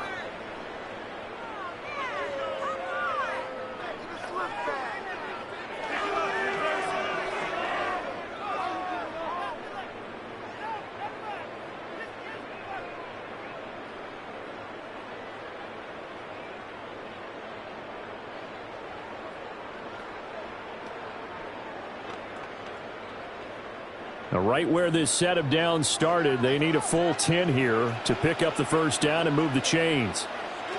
To throw is Nix. Over the middle, and there's a diving catch. And he will have the Broncos first down as they're able to get the third down conversion. I'd have to say that whenever you see a good post route run, they do not like to let it end without the catch. Hence, that great diving play. Yeah, lay it up there, let him go get it, and he got it. On first down, a run with the day. And strong running there as he's across midfield and down to the 49. 12 more yards there and another first down. Goes first down. First and 10 at the 49-yard line. So both offenses come to life here in this third quarter as this is shaping up for a good finish. We'll return with more after this. You're watching the NFL on EA Sports. Welcome back now to Denver. So in Jacksonville territory now. Here's a 1st and 10 at the 49-yard line. Now it's Nix. A short throw to Ingram. Short completion, just 4 yards. And that's going to bring up 2nd down. Well, the strategy was evident there. Get it to your tight end and make it a one-on-one play with a cornerback. Who's usually going to win that one? The tight end, but not there. Not in this situation. How about the corner defeating that logic and making a really nice tackle? 2nd and 6. And this throw incomplete. And the defender all over him that time, and it's going to lead to 3rd down. I have to give some credit to the defender on that when he read all of his keys perfectly and got a great break on the ball and able to force that incompletion. And they'll need the 39 here for a first. This is 3rd down. Looking to throw. Nix. He completes this to Sutton. And he will have the Broncos 1st down as they're able to get the 3rd down conversion. And that's one of those where it feels like backyard football in a sense. You say, forget about the route. Just run to the open spot in the middle of the field, and I'll find you. Good throw, good concentration on the catch, and they pick up the 1st down.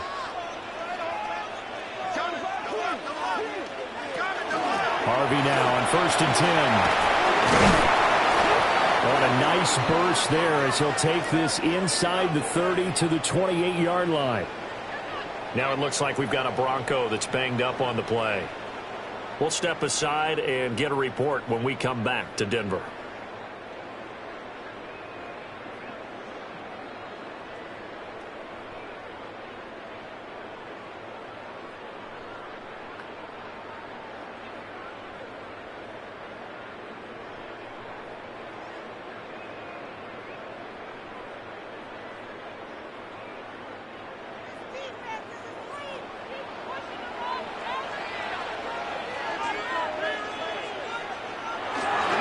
Nick's going to give this to the day.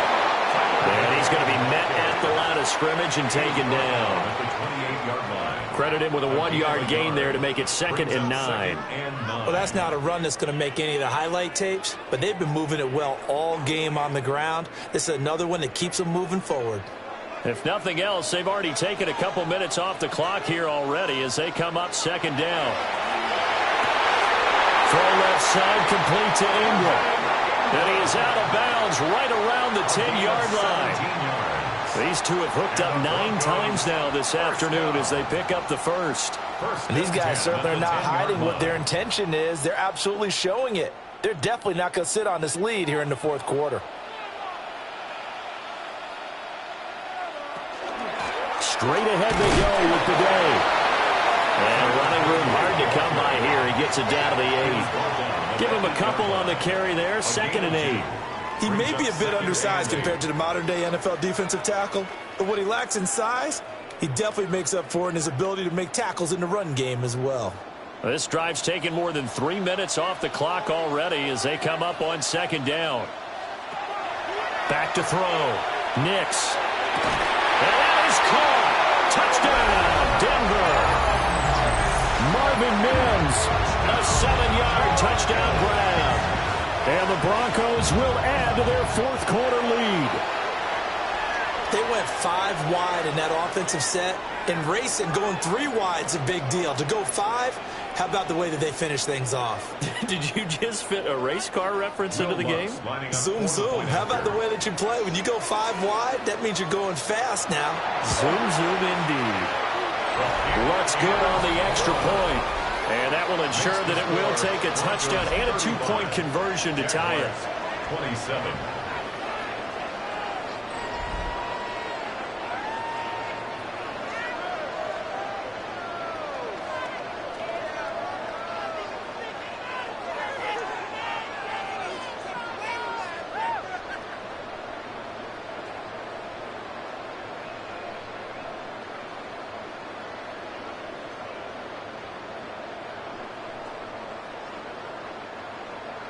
After the touchdown, Lutz to kick it off.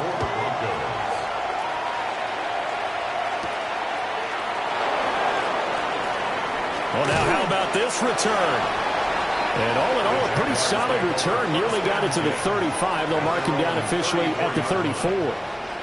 Jacksonville back on offense and ready to take over.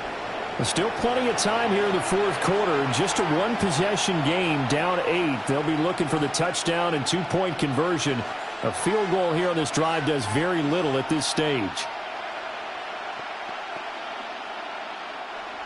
Lawrence bringing the Jaguars up, 1st and 10 at the 34. They'll look to ETN to start things out. And some oohs and ahs from the crowd as he jukes his way forward for a couple of yards. Defensively, we always know that he is tough in run support, and I think the way that he gets there is he understands what an offense is going to do before the ball's even snapped. A great job of scouting prior to the game, then reading, reacting, and taking the right path to the ball carrier. Looking to throw, Lawrence. A short throw there to Strange. And this will be stopped at the 44. That one good for 7 yards. They went to their big body tight end on 2nd down in hopes that he could plow his way to a 1st down. But they were ready for him defensively and ended up holding him to a modest gain.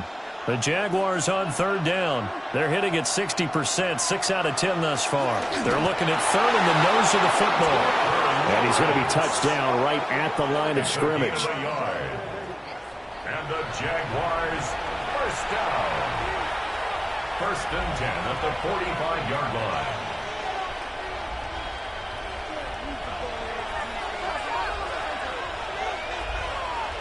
Brown goes in motion left.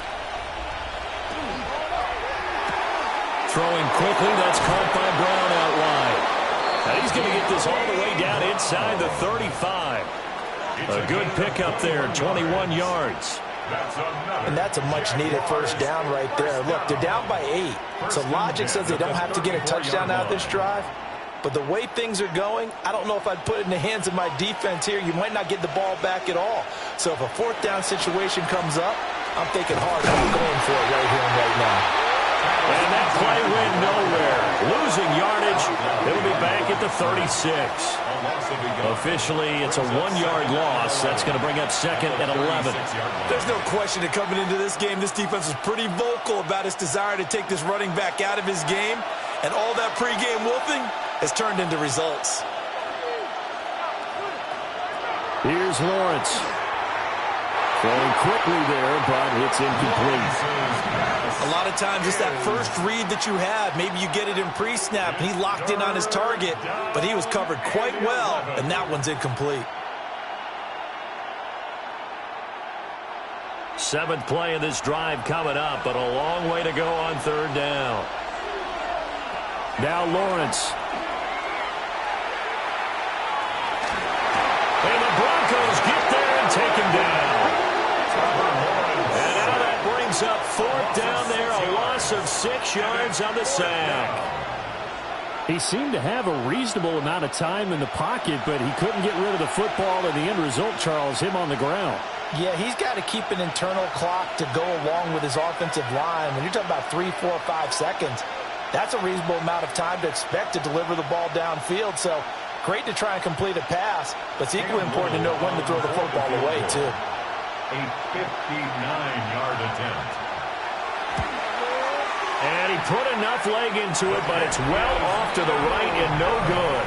The Broncos offense and their running back getting set for this next possession. And it's hard to believe you could run the ball a whole lot better than he has. The vision, the cutback ability, the acceleration, it's all been on display throughout.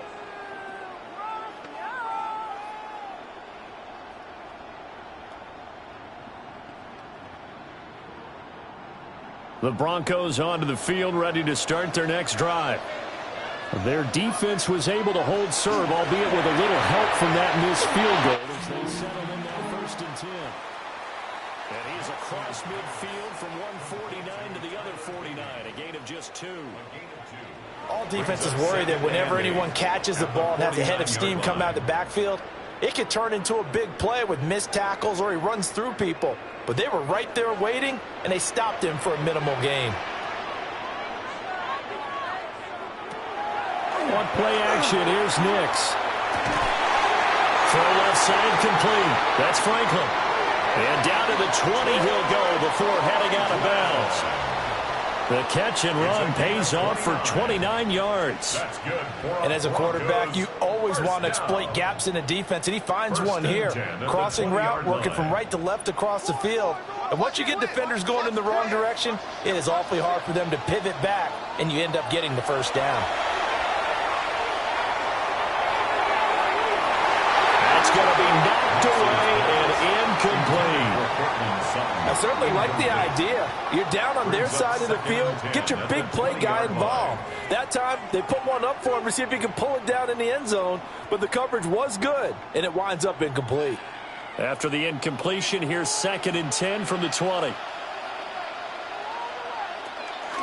On the give, it's Bidet. Runs through the contact. 56 yards rushing for him now on just 6 carries to this point. I know we're in the era of wide-open football, a lot of spread formations, more space, but there's still a spot for power football. And we just saw some of it right there. How about that run? Yeah, breaking the tackle, and, you know, late in this game, he wants the football in his hands. He's had a good day.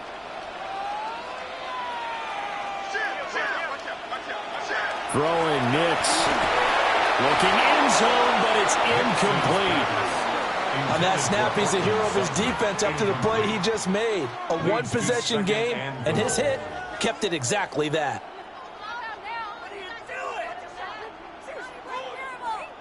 The line of scrimmage, once again, the 5 as they get ready for 2nd and goal. A handoff here to Bidet. And he'll get this one back to the 5-yard line, but no further than that. It'll go as no gain on the play, and now they're looking at a 3rd and goal. Now, obviously, that's some good work there defensively, being able to stop them and bringing up a key 3rd down. But if you're on the offensive side of the ball, there's an opportunity, because I know what defensive guys are thinking right now. Just stop them, get to the ball. That means it might not be sound. Touchdown, Broncos! Adam Troutman from 4 yards out. And the Broncos have opened up a 2-touchdown lead here this 4th quarter. Well, down in this part of the field, CD, they love to get him the football, and right there, a little pitch and catch for the score. Yeah, and he's such a weapon when it's that close to the end zone, and they love being able to rely on him to make those kind of catches. Talk about trust, talk about confidence, and he produces. Lutz with the extra point, and the lead is up to 15 now.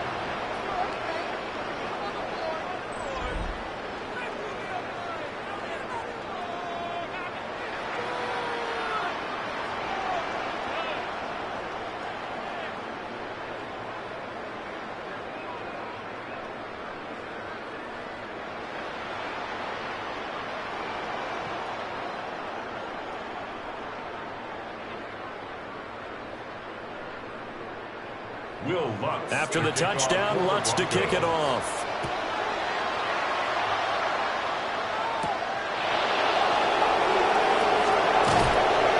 And up to about the 26-yard line, just across the 25. The Jaguars back with it on offense. And the way their last drive ended, boy, it was frustrating. They had a pretty good drive going. It was sustained, and then it stalled out, Charles, and they missed the field goal and got nothing out of it. Is that insult to injury? Because they had such a sustained drive, as you noted. So you know for the head coach, it almost felt like a little bit of failure to send out the field goal unit and then not even see the ball go through the post. What a bummer on that last drive for them. Got to pick themselves up from that one. And brought down, but not before reaching the 45-yard line. First play of the drive, a success, 19 yards. They held him in check in the first half, but that's his longest carry of the game right there. So would this be the definition of fresh legs since he didn't get much done in the first half? Now he has a great opportunity. He's taking full advantage of it. On first down, he'll drop to throw. Over the middle, and it's incomplete. De'Ami Brown, the intended receiver, but it'll be second down.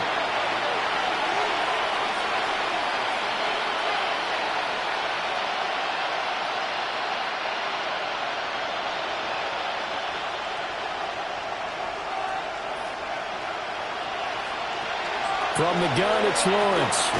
A short throw there to Strange. 5 yards. Now it's 3rd and 5. They gave up the completion there, but this is what zone defenses count on. Catching the ball and not much run after the catch. A nickel set defensively for the Broncos here on 3rd down.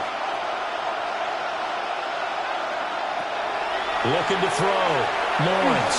He's going to launch it for Washington. And unable to connect. Incomplete. I'll give them credit. They took their shot, but it's going to bring up 4th down. Give it big credit for his coverage right there, because when he saw the route break deep, he stayed in position to prevent a completion while avoiding any risk of a flag. All right, they're going to try and keep hope alive here on 4th down. They're going for it. Here we go. Got to have it. Lawrence. This will be caught by Brown. And he'll be taken down, but he does have 1st down yardage. The time to pull out the stops is now, and they convert there on 4th down. Felt compelled to go for it there on 4th down, trailing in the 4th quarter. They got it done. And there's always a lot of pressure on a 4th down call. Doesn't matter the distance. You stop to get it done, as you noted, and they did. They go play action with Lawrence. Looking for his running back, and he's got it. And he's taken down inside the 30. Jacksonville 1st down on a pickup of 17. Good yardage on the completion there. When they look at the scoreboard, they do understand a field goal is not going to do them any good. My guess, they're going to press the ball downfield as far as possible, try and throw it into the end zone and get a score, because they know they've got to get that done and get the ball back as quickly as possible. And that throw behind his man. He missed him. Incomplete. Well, a momentary speed bump there with that throw, partner. The defense had other ideas, and they're trying to mount a small stand before this drive reaches the end zone. Here's 2nd and 10. Again, it's Lawrence. Washington's got it. 5 yards. Now it's 3rd and 5. I always laugh when people say, what's the toughest route to defend? Not like any of them, especially if it's a good receiver. That makes things very difficult. But when you're running a drag route, something short, shallow, going through defenders, using guys almost as screens in order to get open, that makes things tough for guys trying to get to the football. Here's Lawrence to throw. And that's going to be incomplete. The coverage too good there. The contact popped the ball free, and it's 4th down. Well, they've had success getting the ball to him out of the backfield, but this time they had a man right on him. He was able to break that play up before he could get started. And they're indeed going to go for it here on 4th down. So trailing here in the last quarter. Let's see how this plays out. And they'll try and throw for it with Lawrence. That is caught. And down inside the 15, shy of the 10. A gutsy call. It turns out to be a good one, though. 1st down on a pickup of 11. But correct me if I'm wrong. You're down 2 scores. I don't think you need to rush just yet, but you can't take your time either. Yeah, even if you don't want to commit to full 2-minute offense, you have to up the tempo, up the urgency. Maybe you're starting to call 2 plays in a huddle each time you snap the ball. A good display of power, but it will only get him just inside the 5 to the 4.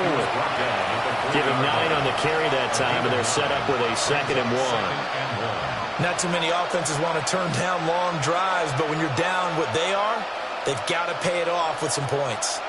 From the 4, this is 2nd down and 1. From the shotgun, Lawrence. And that'll fall incomplete. He was hit just as he let that go. And now it's 3rd down. The good signal callers would never go back in the huddle and play the blame game because they need those guys to protect him. But on that last one, his offensive line, they lost their leverage very quickly, and that's why they were able to get to him and hit him as he tried to throw the football and force an incompletion. Lawrence will throw. He'll try to put. And he takes it in. Touchdown, Jacksonville. Trevor Lawrence. A 3-yard touchdown run. And the Jaguars are able to make some inroads here to that deficit. So this is now a 9-point difference. You figure the book here says kick the extra point, make it a one-score game. Now, you and I have seen coaches get overly aggressive in this spot, but I agree with you. Kick it here and get back within a score. And now in a 9-point game, they'll still just need to go for one here. And it's good, so that will get them back within one score. So that one a 13-play drive in total. And it was capped off by Trevor Lawrence taking it in himself.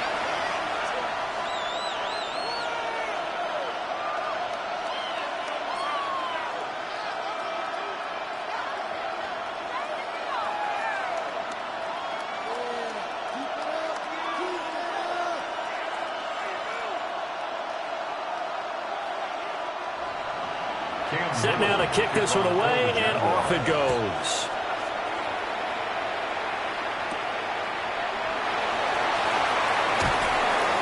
And he'll be tackled just shy of the 25. Denver's offense now set to go.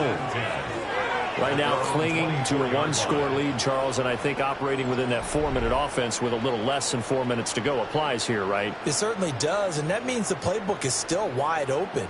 But you are a little bit more careful about what you're calling. You want plays that are going to gain yardage, how would you say it, consistently, right? You don't need the big shots downfield, but make sure the clock continues to run. Pile up the first downs. And the goal, end the game with your quarterback kneeling down at the end, and you still have the lead. They'll be dropped after a gain of about 6 across the 30 to the 31. A 7-yard pickup brings up 2nd and 3. At the 31-yard line. Clock continuing to run. They'll probably wind this all the way before snapping it on 2nd down. On the ground, here's Bidet. And he'll push forward for a couple to the 34. And this is the worry, because sometimes you can get a little too predictable in spots like this. You know you're going to run the ball, but they know you're going to run the ball as well. And now you look up, and you're staring at an important 3rd down. 4th quarter, down to the final 2 minutes, and we've got a one-score game. So it's Bronco football as we get you reset here.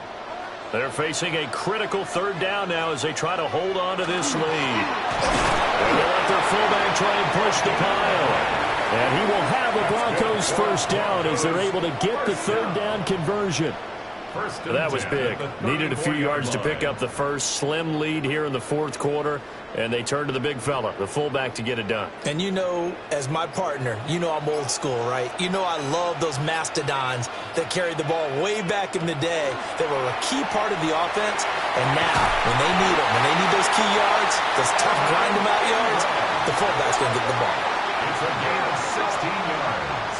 With that pass, CD, he's now over 400 yards in the game. And even in a pass-first league, that is still a tough benchmark to hit. And all week leading up to this one, all we read, heard about was the confidence he had that he could put up big numbers. Kudos to him for coming out here with that belief in himself and for making it happen. And forget about finding a lane. He barely had time to look up before he was planted in the backfield. This offense has had a lot to like in this game. I don't know that that last play, though, is going to make the highlight reel. It's not going to make the highlight reel, but it will be the focus of the film session that the team has to sit through. I've sat through those before. Never any fun. You're always excited about your good plays, and they actually fast forward through those. All right, that was good. All right, great. They get to the bad ones and really illuminate them. Not cool. Charles, a lot of happy faces heading into the tunnel as this one ends, and understandably so. Not only did they get the win, but, boy, their offense was on fire in this ball game. And, partner, I have no idea what the top speed is on one of those high-end sports cars. What's the top gear you can get into?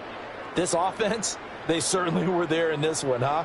Everything clicking for them in this contest, the kind of performance that they're going to cherish.